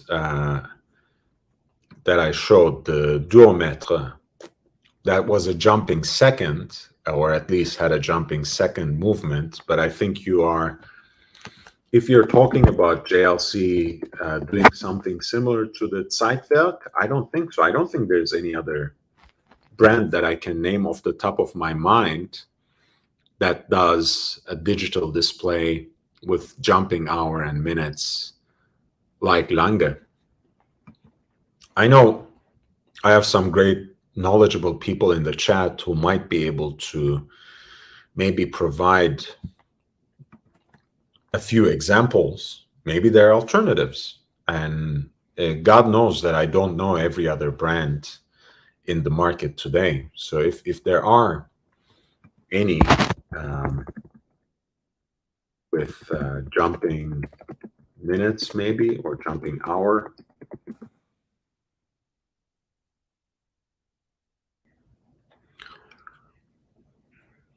you know, I know there are tanks, like Cartier tanks in history, and maybe some reversos that have the so-called guichet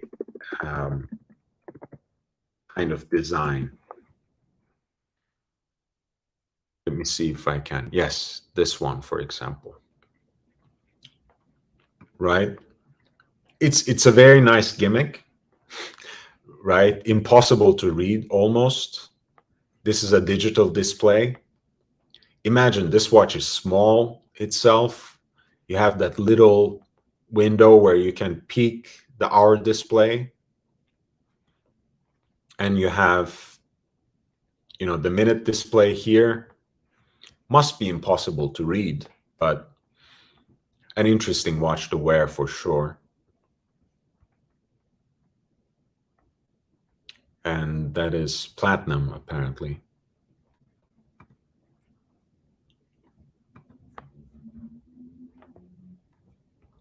Was a limited piece, 150 production.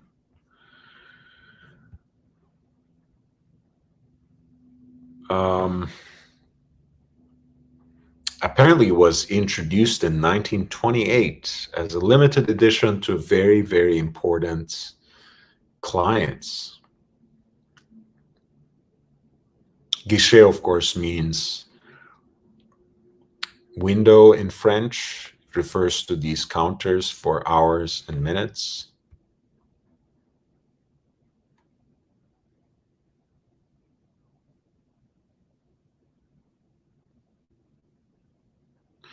Very interesting. This is a Piaget movement as well. Fascinating watch, but really an accessory more than anything. I mean, it must be impossible to read that. I think Reverso has a similar model. Let's see. Again, in their history, I don't know if it exists now. Reverso jumping hour. Let's hit that. It's the 90th anniversary one. 90e, in meaning the 90th in Swiss French.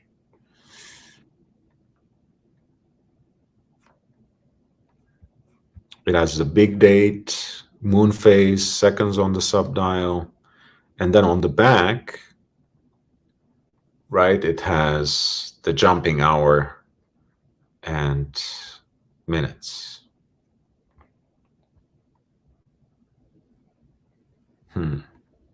Yeah, this is a special edition.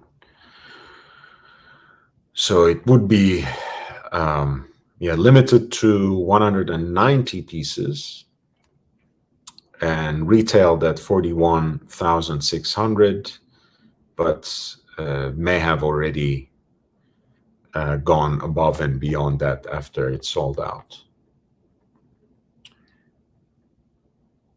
This is probably slightly more legible and readable than the tank à guichet that we just saw, but still must be still very difficult to read. So again, as a kind of party trick, as something interesting to play around with, if you are already a reverso collector, this could be interesting. Rock Malcolm says, I love this channel. Thank you, Rourke. I love you as well, and I love everyone who supports this channel, even if you're just dropping by, interacting in some way, giving me an upvote.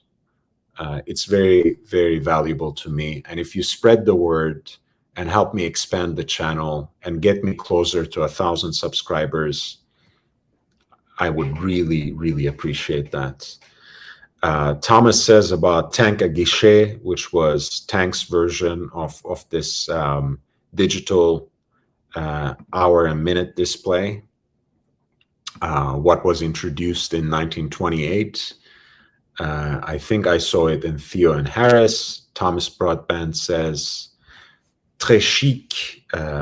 Rock Malcolm says, great watch. Jay, cool Cartier piece, much better than the Chrono Swiss attempt. SP says, Gégé Lecoutre is my favorite non-Rolex brand. We agree on yet another thing, SP. That's great. And welcome back to the channel. It's so nice to see you. J617 says, Lange really is the king of date complications. I think Lange is a great brand. I have a lot of respect for them. And hopefully there's a Lange 1 in my future. Thomas Broadband says about this watch, which was listed at 41,900 when it came out in 2021 as the 90th anniversary Reverso limited edition, cool dollars, cool money. That watch, boy, lovely to see you. Welcome back to the channel. Jake Brooks says, I'm going to head out. Great stuff. Thank you. Stick with it. You have a wealth of knowledge on these watches with a really smooth delivery. Thank you. I'm trying my best. And guys, if you like it again, don't forget to upvote. Spread the word. At the end of the day, it's really important for me to reach 1,000 subscribers. I am trying to get this channel monetized. If you want to support me until then, if you want to encourage me to create more new and original content, to run these live streams, you can always consider a PayPal contribution. And that is lordhellespontv@gmail.com. My address for a PayPal is lordhellespontv@gmail.com. And I have a Cash App too, which is $LHVVV, $LHVVV. And if you want to contact me during the show to send me a picture or to ask me a question, or you want to share a wrist shot or your collection, you can, of course, always use that email address to reach me, and I'll be happy to share that with the viewers, of course, always preserving your privacy, preserving your anonymity. Welcome to the channel, everyone. Again, I see the numbers are rising quickly.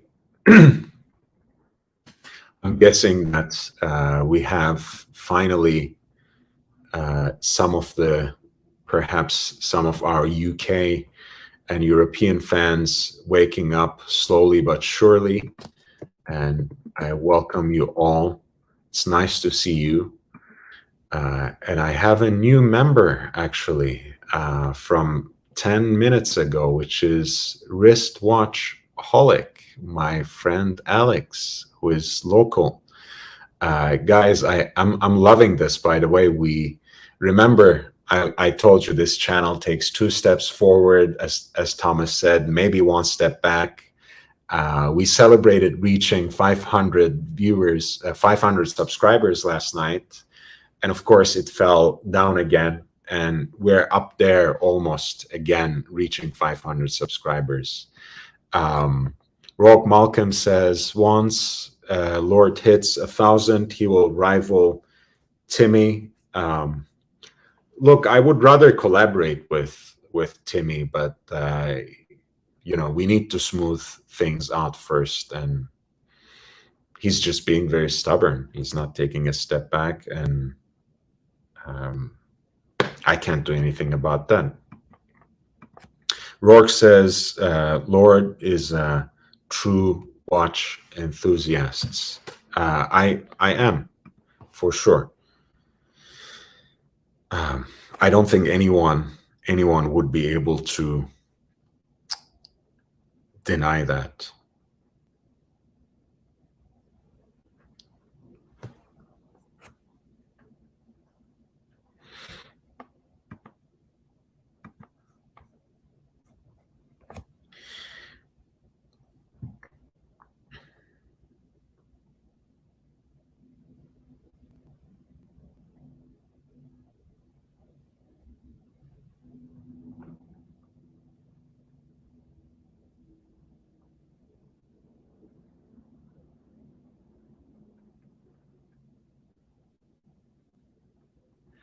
Sorry, guys, I'm just attending to something right here, but I'm already done. All right, sorry about that brief interruption. If you have just joined us, we were talking about our favorite watch brands. That is not Rolex. And I said that from a personal perspective, of course, because my favorite watch brand is Rolex, but I wanted to talk about Jaeger-LeCoultre a little bit. I wanted to share some of the love, but I've also wanted to share that that passion with others, because I know that a lot of people in the watch community have as their favorite brand Rolex, and what else can we talk about, right? So I said, what's your favorite watch brand that's not Rolex? So if you have just joined, and if you want to share your favorite and allow us to look through it, that could be great. We looked at Jaeger-LeCoultre, of course. We looked at Lange, of course, because George Varghese dropped by, and as you know, the centerpieces of his collection are Lange watches. We looked at Laurent Ferrier, which is, of course, an up-and-coming independent, very select and exclusive brand that produces a limited number of watches every year. And we have also looked at some great examples of vintage watches at Wind Vintage, at Eric Wynn's establishment. He is an expert, as you know, who was with Christie's for a long time. He collaborated with Hodinkee on a lot of these reference points where he goes through different iterations, different marks, different examples of important references. He did something on the GMT Masters. He did something on the Explorers, all these different examples of 1016, the 4-digit Explorer. And yeah, it was very nice, because I think he has great curation, not always the best photos, but great examples of watches and great selection of watches. And I think he also, in addition to that wealth of knowledge and information, he also has a great taste in watches. And, you know, Jay was trolling a little bit, saying, like, you know, he doesn't have that great photography, but that's okay. I think he gets the most important details right. Trading loss. Hey, man, I just dropped the link. It's always pinned, of course, so feel free to jump on the panel if you would like. We're just past the 2-hour mark, and I will go at least for 1 more hour, since we had a very generous contributor who PayPal'd me something in the beginning. So that really encourages me to go for the full 3 hours, if not a little longer. How about a classy deadbeat? You know, the classiest deadbeat second complication actually will take us back to Lange again. And you know why that is, perhaps, if you know a little bit about the recent history of the brand. I talked earlier about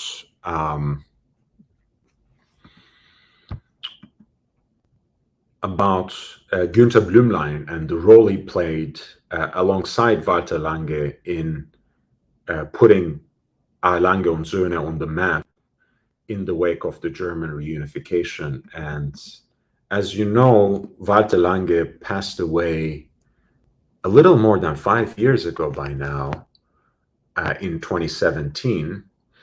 And apparently, for the longest time, the watch he wanted to produce was a jumping second, deadbeat second, for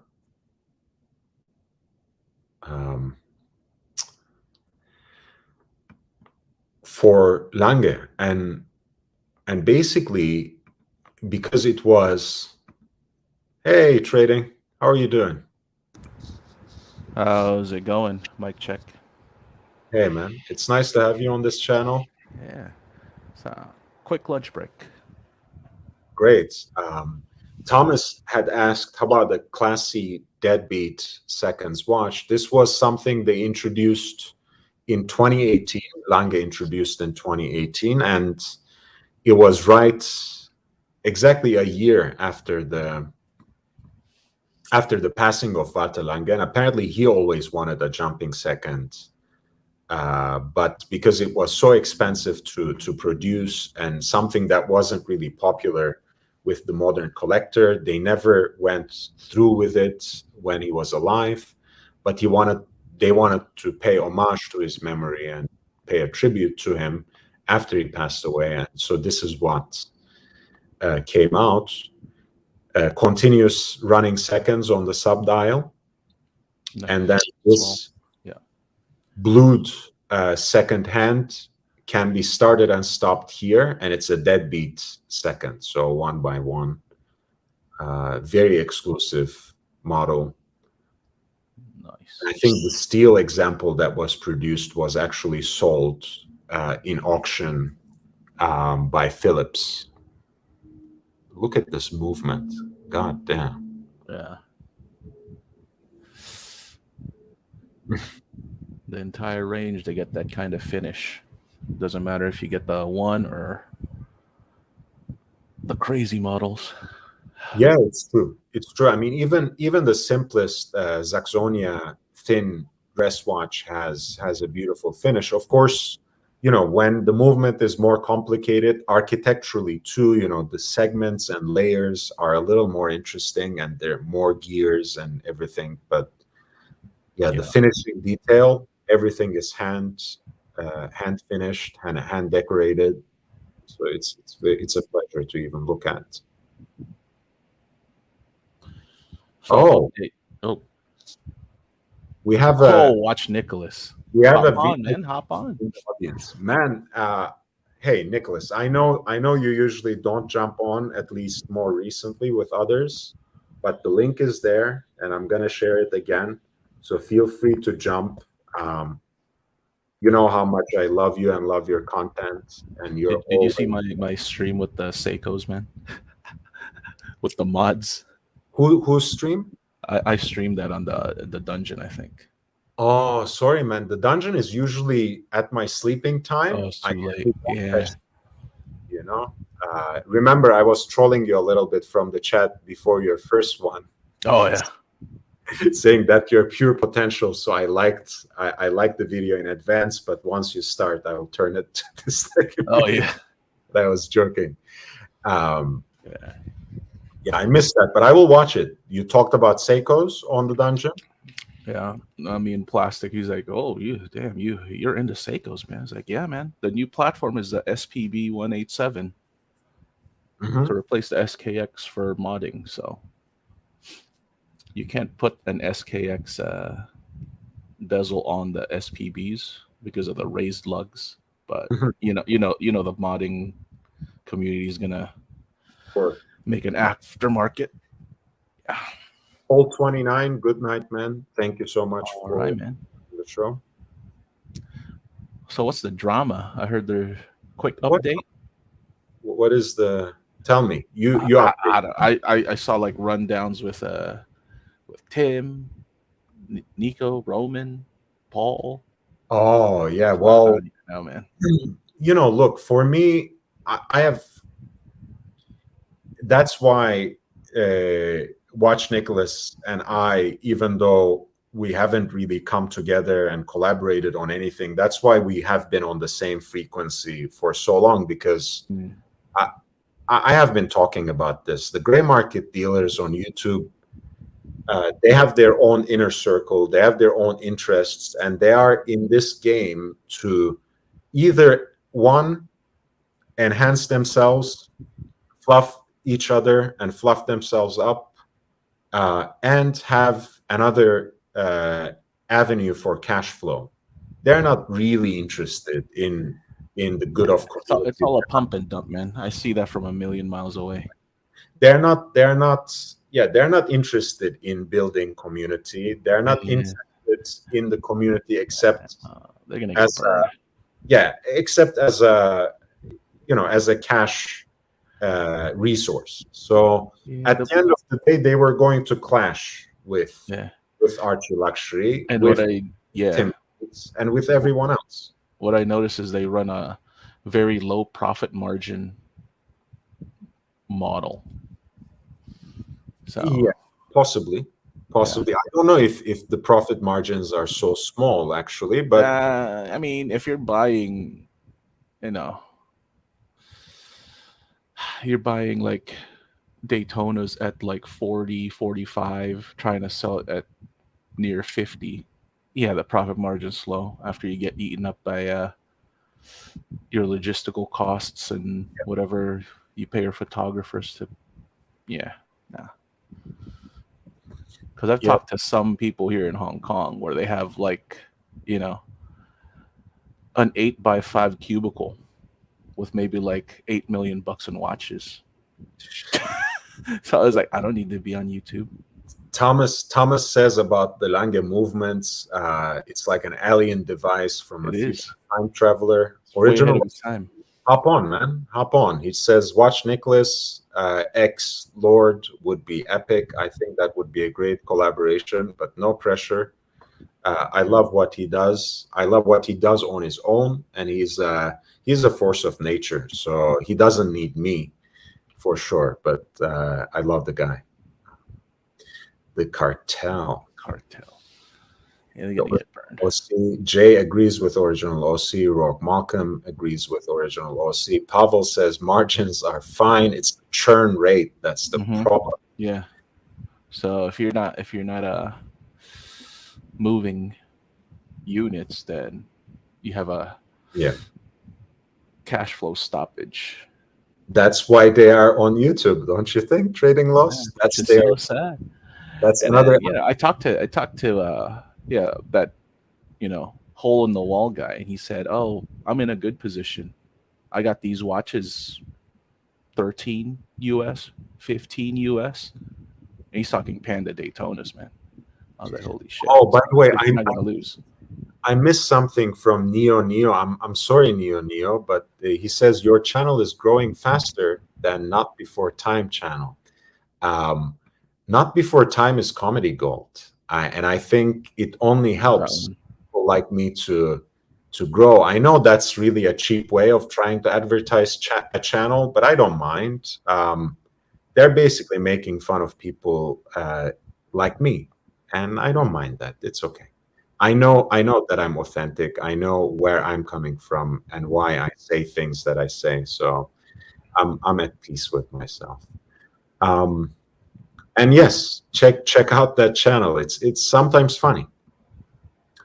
Thomas Broadband says community content fun. Jay says the GM gray market dealers keep the barrier to entry super important to keep out the weekend warriors. Okay. Yeah, and original OC says it's super late for me. Otherwise, I would join. Family's sleeping. Too bad, man. It would be nice to have you on board for a little bit. So you are taking your lunch break, trading loss? Yeah, I got like 10 minutes. Are you actually having lunch or just taking a break? taking a break. The lunch will be delivered at the desk. Mm. Oh, yeah. Hey, Big Mac, at least you can jump on. I know. Come on. You see, watch Nicholas drew the line, and what, man? I want to hear. Frank says, "Watch Nicholas drew the line." I think he I'm means just in the sense that spectator. he was the one who first distinguished between, you know, watch community on YouTube and gray market dealers on the other side. That's what I understand. Big Meat says, "Not Before Time is a reliable source, and it's how I keep updated with the watch community." Respect, man. Thomas Broadband says they have inventory, price, volatility, exposure. Uh-huh. Neo says, "Thanks for going back to read it. You are doing great." Yeah, man, I Yeah, tried. when your volatility exposure to the downside is bad, then yeah, have fun with that one. Neo, I try to read every chat, even when it's against me. You know, as far as people don't insult me, don't expose me to racial or ethnic invective, I welcome all kinds of criticism because it helps me grow. It helps me respond and clarify my position. If I wasn't being authentic and truthful, then I would be insecure. But as long as these things don't personally attack me, I have no problem with it. Thomas asks you, Trading Loss, how are things in Hong Kong? In terms of what, watches? I mean, before that, I know you Still are locked down. quite a traveler in a way. Are Mm. you seeing yourself in Hong Kong over long term, or is this No, something? I got to go back stateside to take care of stuff, and I got to redo the passport soon since it's expiring next year. 10 years is up, you know. But after that, you are We'll see. We'll see. I could go okay. anywhere, anytime, but my place is here for now. And how is the watch market by and large? Jeez, dude, you see the most Daytonas here in your life. Watch market wise, I think they're gonna have a. Let me see. I think there's a Philips auction coming soon In Hong Kong, right? Yeah, let me check the app because I think I signed up for it. Philips watches Hong Kong. What's my number? Yeah, they have something coming up, I think. I think it's gonna be live. Yeah, 27th of May, but it's not online. It's going to be online? No, it's not gonna be online. Not like the last one. It's gonna be where is it? In person. Yeah, it's gonna be in person. I think it's gonna be. I don't know if it's gonna be at one of the hotels. It might be at the Mandarin or something. Let me look. OC says Invective is bigger than Invicta. I don't know. I prefer Invicta to people who are hiding, you know, not hiding necessarily. They are showing their faces, but who try to throw these insults at you, especially when they're drunk, from an ocean away. Right? I'm sure. These people who are just drunk in front of their cameras when they are throwing these anti-Semitic slurs would be more like punch drunk after they're taken care of. But yeah, I think I prefer someone who wears an Invicta to someone who is being a bigot in front of their computer screen. Oh yeah, OC's asking. Well, saying 21% down. 21% down market wise. I mean, their Hang Seng is at like Switch watch. Oh, Swiss watch exports to HK is 21. Oh yeah, of course. I mean, it's to China too. Yeah, it's down. Places like Hong Kong and Singapore per capita, I think the luxury watch ownership is much higher. Very robust, very Yeah. a majority of the population know watches here. So Mhm. it's like a sign of accomplishment. Yeah. Even the cabbies, the red cab guys, they got, presidents on. Mm, The old presidents with like the bark bracelet. I was like, man, that is old school. nice. I mean, I kind of appreciate that because not. And it's worn too. It was like, dude, the bark is kind of growing onto the outer links with the scratches, but he's like, I don't care. It's good stuff. Yeah, I mean, look, I mean, a day date is a statement watch at any rate, but the bark finish, on the center links and the bezel, it's yeah, that it takes balls of steel to wear a watch like that. Honestly, doesn't matter what profession you hold. Well, here it's a safer society. No one's gonna steal that from you. Mm-hmm.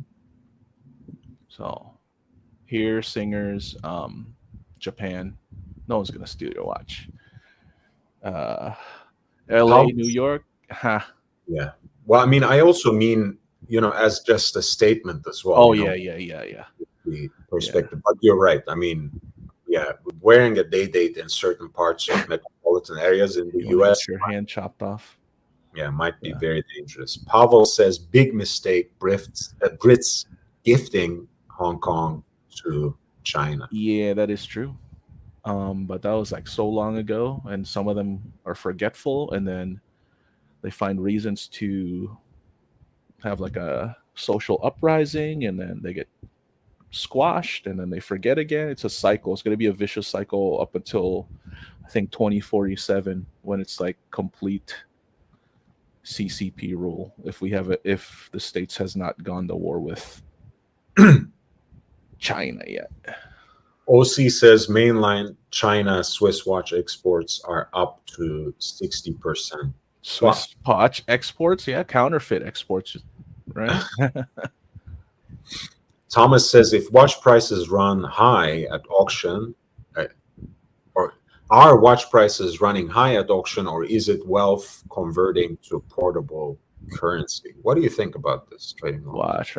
Well, the thing is, okay, if you look at the Phillips auction, their first 14 lots are heavy hitting.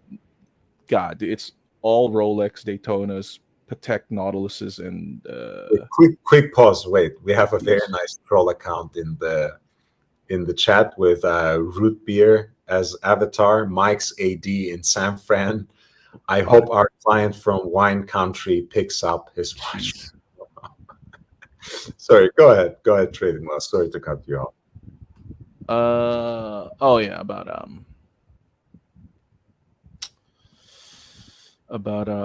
what was it, the Phillips? Yeah.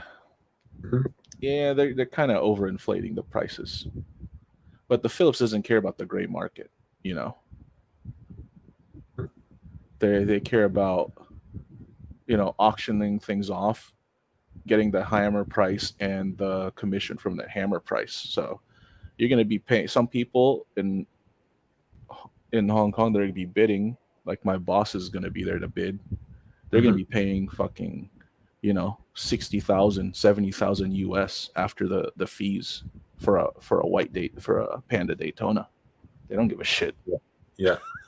Well, I mean, look, also, I look at it always from the perspective of the secondary market, and with certain kinds of watches and underappreciated models, when a very good example of it, especially a good example with a provenance that sparkles it with some stardust, some celebrity ownership or something, that breaks a glass ceiling and pulls up everything else with it as well. So, for example, the Michael Caine Oyster Quartz day date, that broke $150,000, most expensive Rolex, which is ridiculous.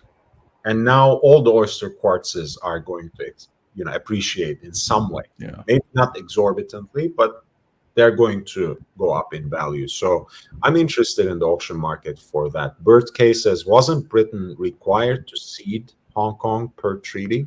Probably. I don't get into that politics crap, but that was, I think, 97. I think there was like I don't know, maybe there was a clause where at X amount of time, you got to give back the territory.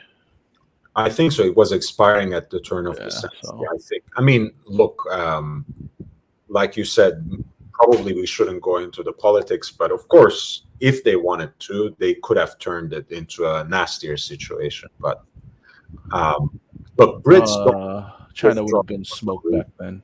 I don't know about now. That's well, what they'd I'm, probably still get smoked. You know, if they actually wanted to, yeah, if they thought it would have been more beneficial to hold on to it, they would have. I think they didn't want to risk anything. They didn't want to risk a confrontation with China even then. Thomas says about the Barks with a wood dial. And I guess for the auction houses, he's asking, are they pulling wires from everywhere and any bank?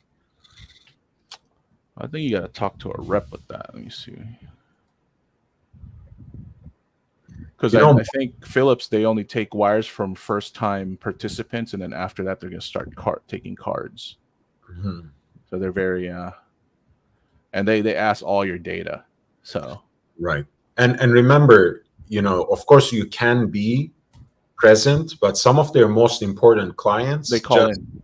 Yeah, just have their associate on the phone anyway. So since you work with one particular associate, they already know quite a lot about you than you can imagine. So like they already know, they have your home info. Since I'm not here, they know where I live back in the States. So right, so there's no running. Yeah, I mean, for their high rolling clients, they have all the necessary information, but like Trading Loss said, if you're a first time, then they vet you carefully, and they will when you win, you better pay with the wire, like boom, that day they're gonna call you. Well, if it was the online one, but if you're already there, you're gonna pay.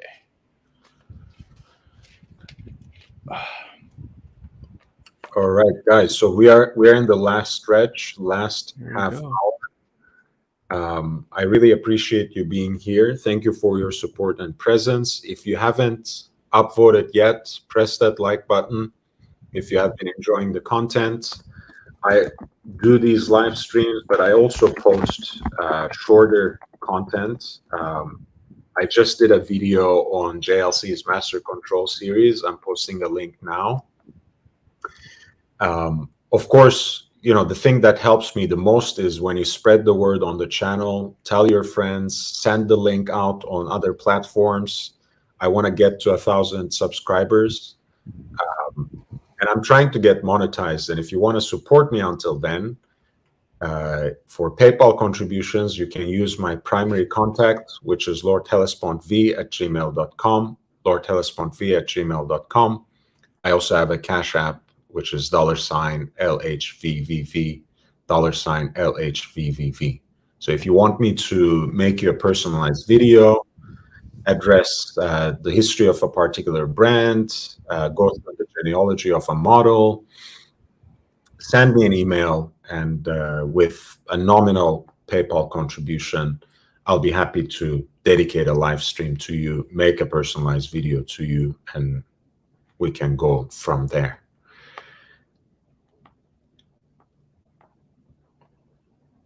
Thomas Broadband says, I will watch it. Yes, no rush, no rush. I have a lot of other content coming up as well, but increasingly I try to do those 5 to 7 minute videos so you can have some content that you can consume more quickly and without having to dedicate hours on end.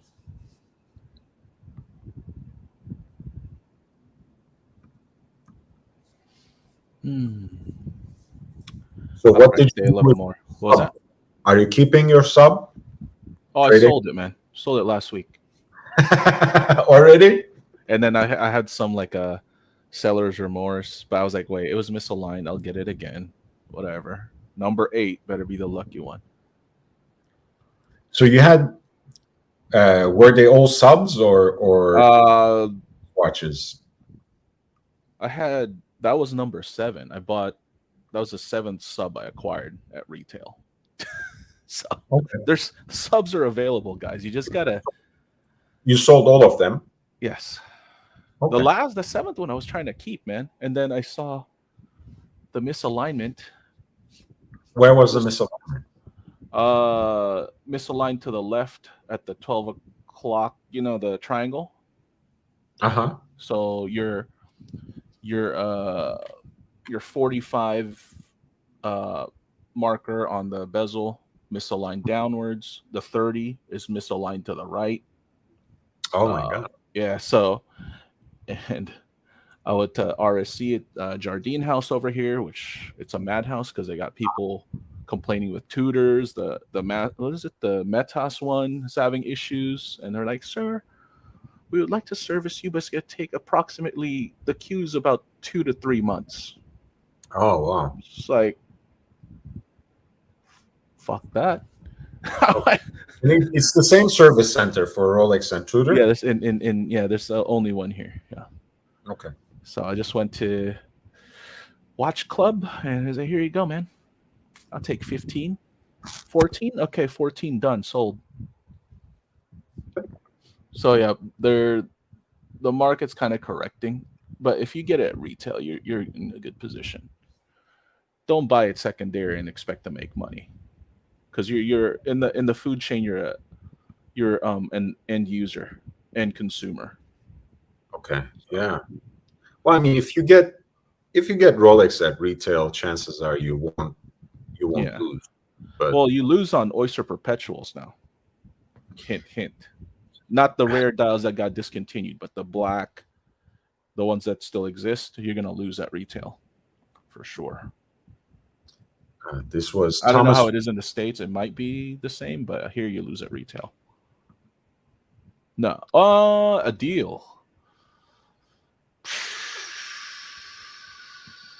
with the resellers. It depends. If they have multiple models, they probably knock off like a couple of thousand Hong Kong. Because remember, these guys, they're in it like really good. Mm-hmm. So I mean, there's like a shop here called Say's Watch Collection or something. And you look at the window, they got like 16 green subs. Okay, Mm-hmm. The first was it the first? What was the first one? A Kermit.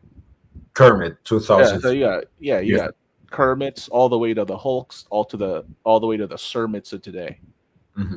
I was like, holy shit, dude. So they're available. You can negotiate price a little bit. I know Japan, you can't negotiate price. Well, actually, yeah, Kermit's, they were produced for about 7 years, and there's so many different variations. Yeah, and they have different mark I think dials and five different marks perhaps in the bezels, but they all carry different premiums. The early ones, the late ones. Flat 4, that's a hot one. Yeah, flat 4 is 2003. That's the one that that's like the apex of green subs here. That's what they.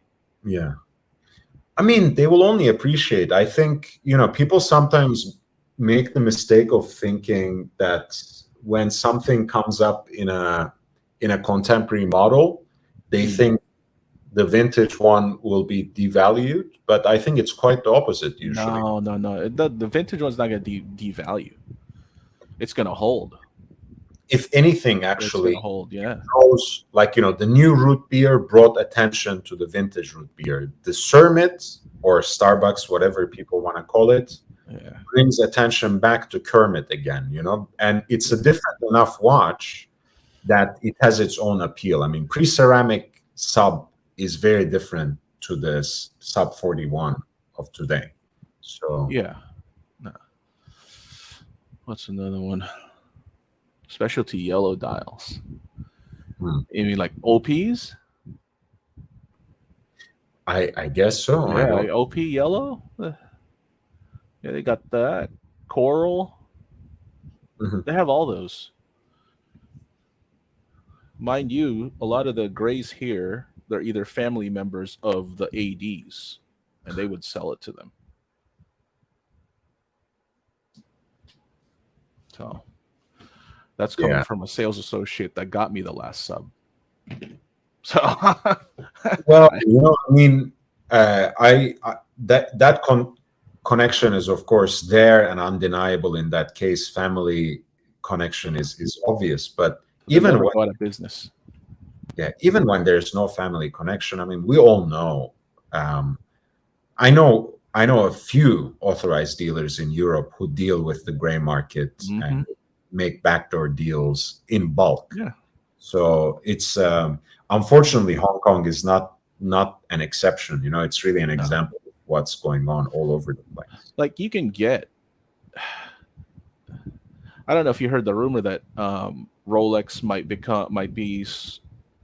let the ADs sell used. I mean, certified pre-owned, because they already sell used, but this will be certified. So it'd be like, we don't have the Daytona for 14, but we have this one for 38. I mean, here in Hong Kong, there's some top dealers like Emperor, CTF. They would do you can get something at retail, but you pay like a release swipe or a gratuity swipe.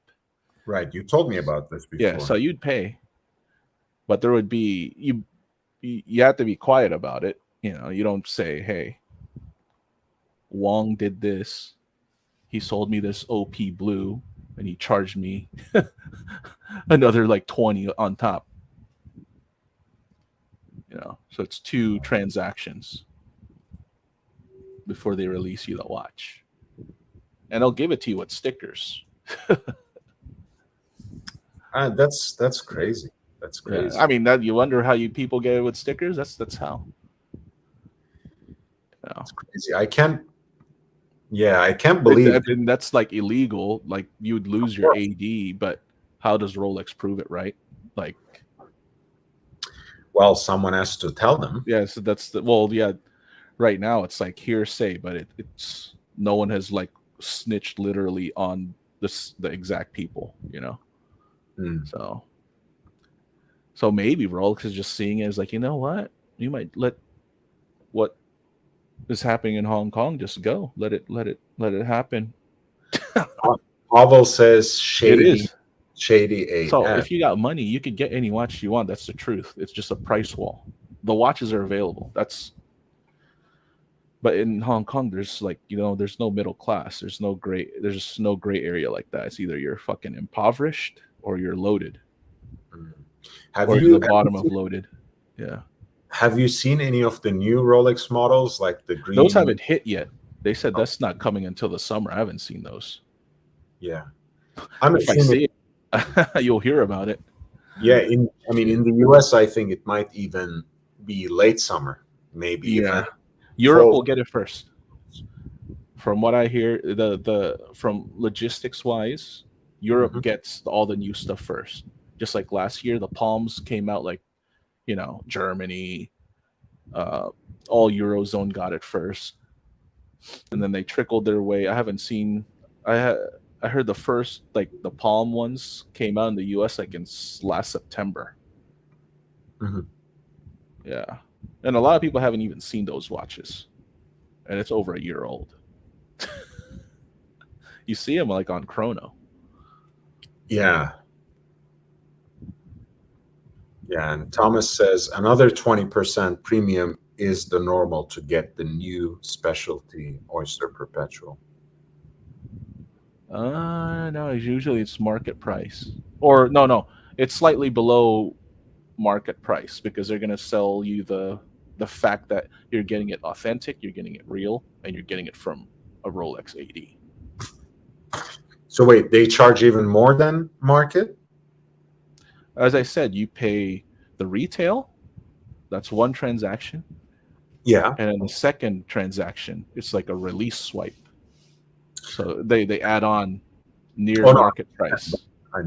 Like when you say near market, how do they establish that usually? They don't tell you. but it's pretty close, like slightly below chrono. Slightly below chrono. Because chrono is not, that's not the market, man. That's like, of course, that's like the gouging price, top of the range. That's the fool's price. Okay. That's the wishful thinking. Yeah, that's the fool's price. Seller as well. So you knock off maybe 10-20% off of the chrono price. Okay. That's what they'll give you a range, like, yeah, you could get like a. And the thing is, they have to offer it to you. Yeah. They have to vet and know that you're gonna shut up about it and not even talk about it, and yet you're gonna pay. Yeah, of course. So it can't be like, you can't walk in there like a nobody, be like, hey, I heard you guys got watches at retail. Oh no, they're gonna say, oh no, sir, we have display models only. Yeah. Jay says a lot of Rolex used to come from degenerates who would buy on credit card from ADs to turn around and cash them out through gray market dealers. Mm-hmm.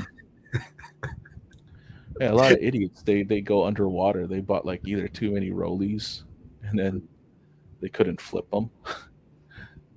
Yeah. Well, I mean, these days, I'm sure you can flip them, but yeah, I'm not sure, man. I don't, that's not my style, anyways. That's not my.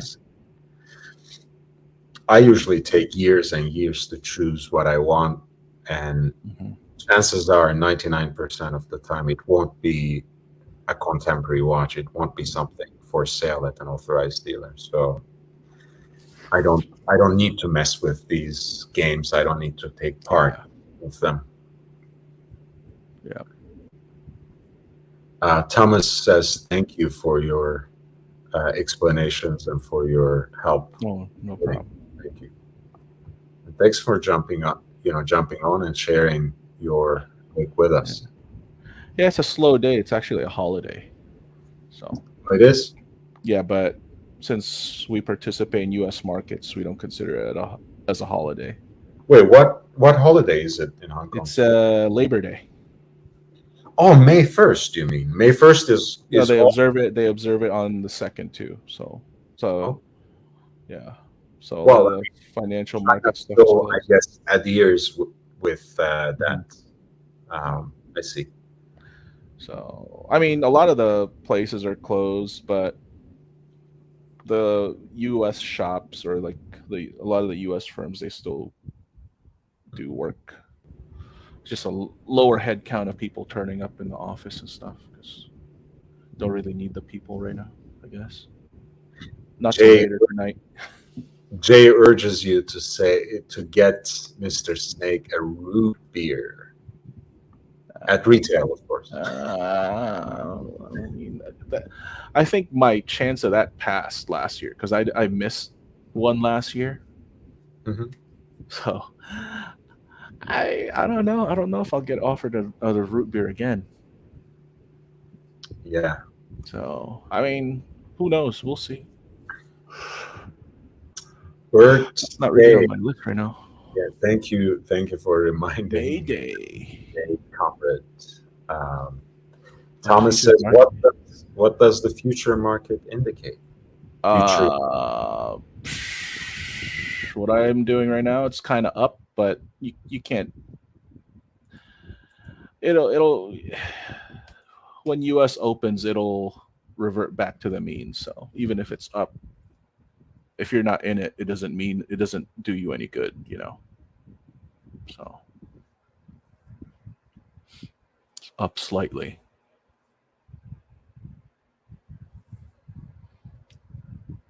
So yeah.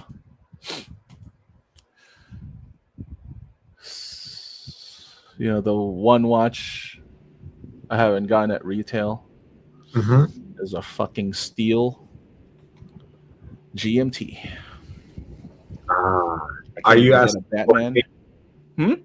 You're asking for any GMT Master 2? Or yeah, I asked for any configuration, any color, bezel, any bracelet. I got subs. I I think, really want the GMT to keep because I know how to track 3 time zones on that, and I would always be running, yep. New York, UK, Hong Kong, or yeah, Yeah, I think again, earlier Angelic Slayer was saying, like, I'm not Mm, interested in divers or GMTs, but it's really, GMT is the most useful complication. yeah, Even for people who yeah, are not connected to multiple markets like yeah, we are all over the place on the globe right, these days. So you have an associate, you have a friend, you have yeah. a family member somewhere else, and it's really nice to just turn your wrist and It's see. like, okay, they're sleeping. I don't want to bug them. Oh, they're awake now. I'm gonna give them a call. Right. And it just, I think, because it helps you think about all these different people that you're Yeah, connected to, I think it yeah, enhances the emotional value that you attach to the watch in some way as yeah. well. So it's good in that way. For me, that's really the tool watch. I mean, I have a Baltic GMT, but that's not gonna cut it. I mean, I could still do the same thing, but I want the crown, man. Mamba Mentality asks, and he knows that I'm in Los Angeles, and you have a connection to Los Angeles as well. Yeah. Better Oh no, choice, Hingwali. They had a shootout. yeah, better chance to get a Rolex at Bindi or Hingwa Li. I would say most likely I'd stick with the Chinese. So Hingwali, man. I think Hingwa Li has a lot of volume. Not that Bindi is small in any way, I don't but know of a Bindi. That's an AD? yeah, that's an AD. I don't know of them. They have a couple I of. know Giris and Hingwali and Pola checks. Look, I mean, the thing is with a lot of the Southern California dealers, the dilemma is, yes, they have a lot of branches, they have a lot of volume, but in places like Southern California that also cater to the international market, never buy into the bullshit about, like, oh, you are not resident here, we won't sell you. That's Yeah, BS. They sell to yeah, yeah. tourists all the time. If you can pay, we're like, here's my Amex. Okay, you want to keep it on file? If anything, I'll text it to you. Make sure you destroy the images. They have so they have a They lot of have a volume. company phone too. Uh huh. Yeah, they have a lot of volume, but they also have a lot of customers, and a lot of Yeah. customers. So it's hard to say, but I would say, Mamba, my tactic would be, if it's going to be your first purchase anyways, Yeah. Talk to them, go, man. yeah, go to each and every one of them, talk to specific associates, and go to Giris, go to Bindi, go to Hingwali, and put your name in for Yeah.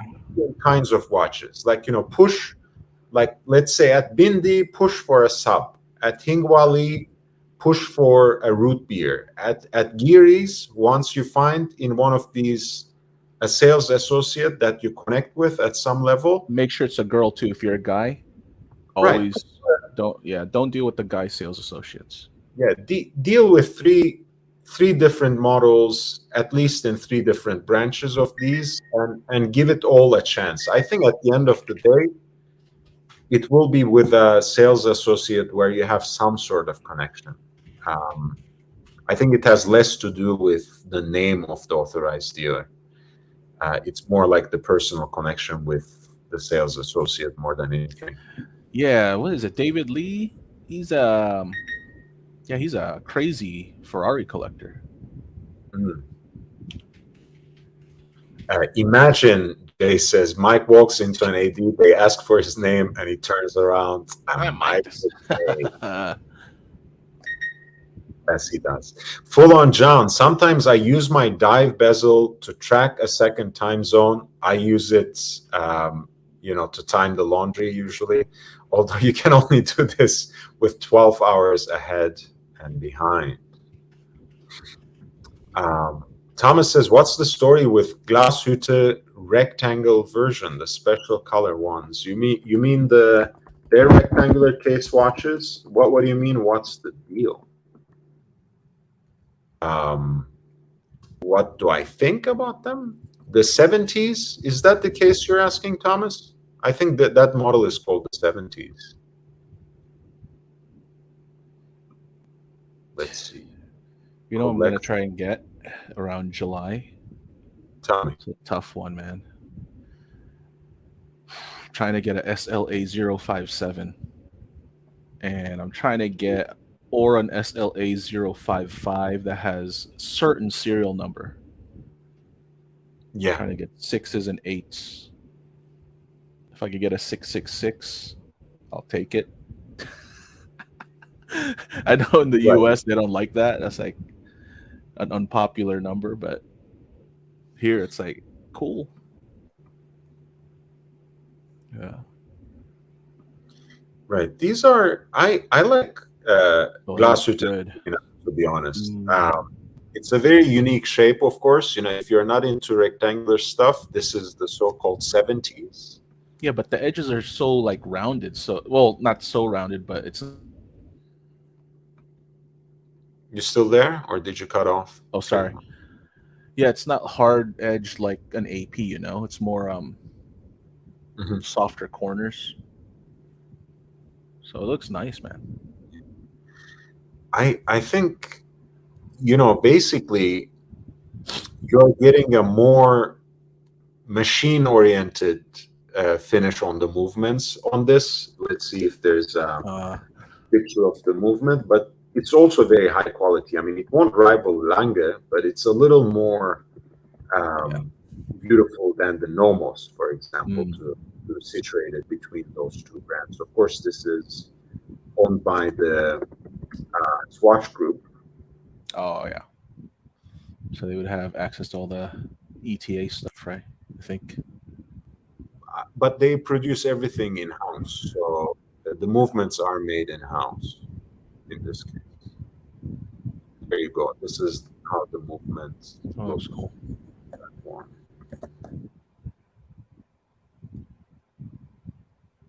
This is the panorama date, the chronograph with the big dates. And the case thickness on that, like 13, 14? Looks a little. It looks a little 14. I'll check. Glass suitor, 70 thickness. 13.5 millimeters. Oh, it's not bad. Yeah, not too bad. It looks thicker in the pictures, so you can't judge. You can always never judge by the photos.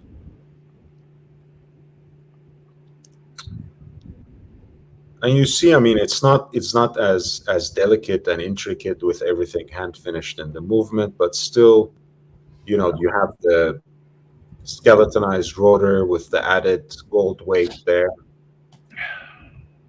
Holy shit! Glass suitor ebbs, stripes. It's quite. What happened?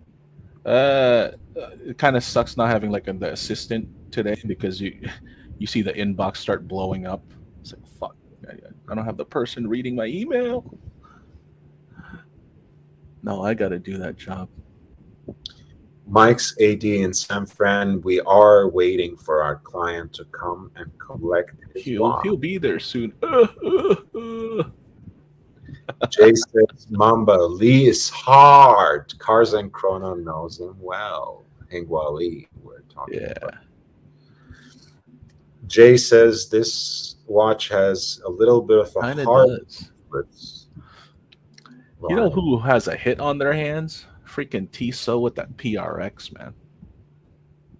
Yeah, that's since last year. Very affordable. Yeah, let's pull that up. You know they're coming out with the Chrono. Yeah, I heard. That's gonna fly. Even at like 1,700. 1,700 is about like 8,000-9,000 Hong Kong. Yeah. Yeah, they're gonna come out with like a gold Powermatic 80. So for those that can't get the 222 Vacheron, they're gonna buy that Powermatic. Yeah, type in, like, Google the PRX chronograph. Yeah. So this is the automatic version. They also have a gold version of this that's even cheaper. Yeah, they have a gold quartz right now. Little gaudy, but it looks clean, man. I was like, fuck, you wanna piss people off? Yeah, I mean, look, if you are really into that hype of blue dial stainless steel integrated bracelet watch, this is very affordable. I mean, even the They list come price, with leather now, I think. even the list price is right under 700, so you can even get it cheaper Oh, probably. leather. Not Yeah. really optimal here because it's humid, but it looks nice. I mean, it looks quite all right, really. The chrono is Tissot PRX chrono. There we go. Yeah, the Oh Panda. shoot! Oh, Dinko already. No, they have one that's a blue one, but I think that's one of the examples. Shit.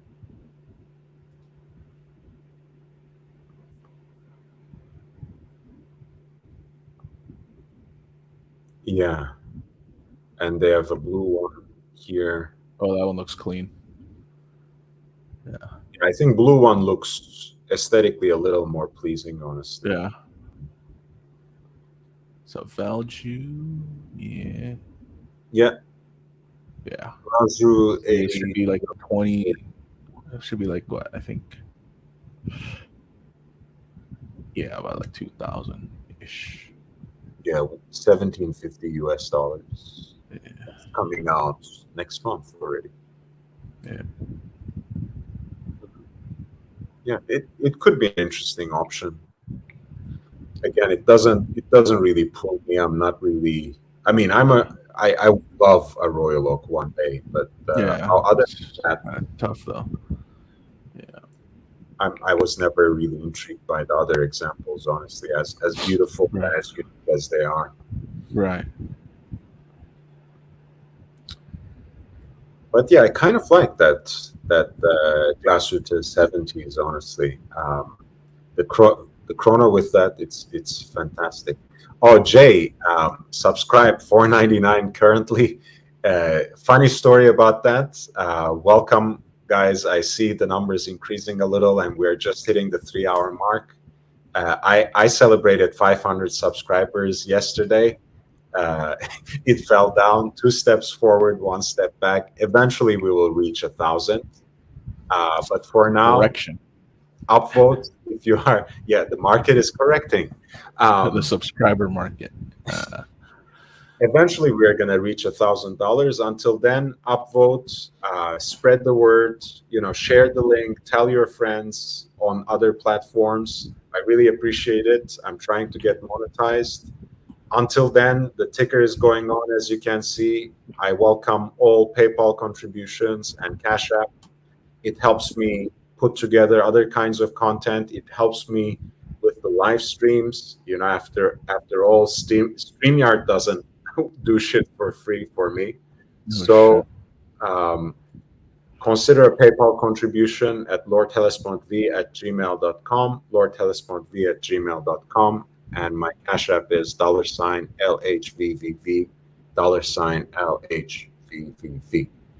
Thank you again, Jay, for reminding everyone to subscribe if you haven't already. Victor M, welcome to the channel. Thomas, about the Tissot PRX, good price point, right under 700K for the automatic one, just under homage category. The chronos seem quite interesting, honestly, kind of have a vibe their own already there. But yeah, of course, they are, by and large, they are paying homage to that integrated bracelet steel sports category.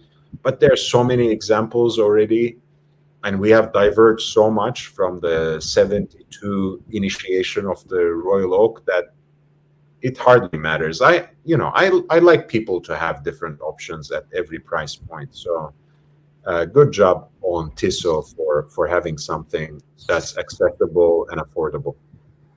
The Tissot, you could probably get that 25% off. Yeah, and you should. I think, look, don't pay that full price. Anything you buy at retail that's widely available, right? That's not basically gifted to you like a Rolex AD gives you the pleasure and privilege of buying Rolex at retail. You have to ask for a discount. Don't walk away without at least getting 20% on something like this. Seiko, same. Tissot, same. Even with Girard Perregaux or Chopard, they have their sports model Alpine Eagle.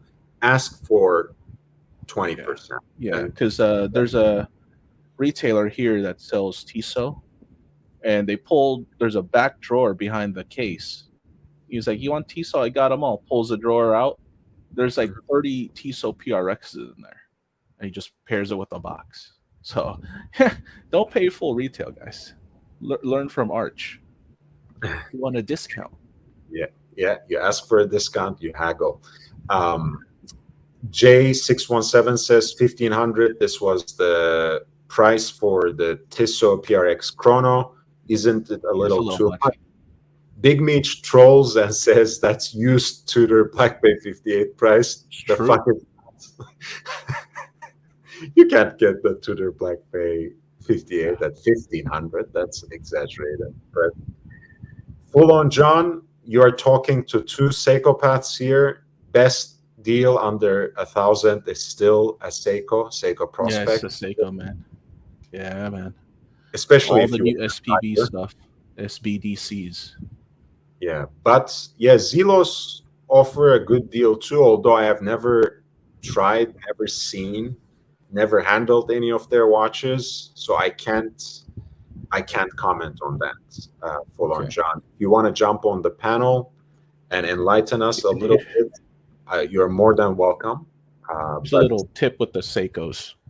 First, you look at the movement. What movement do you want? You want a 4R, 6R, 8L? Do you pick? And then from there, you find the price you want to pay. Okay.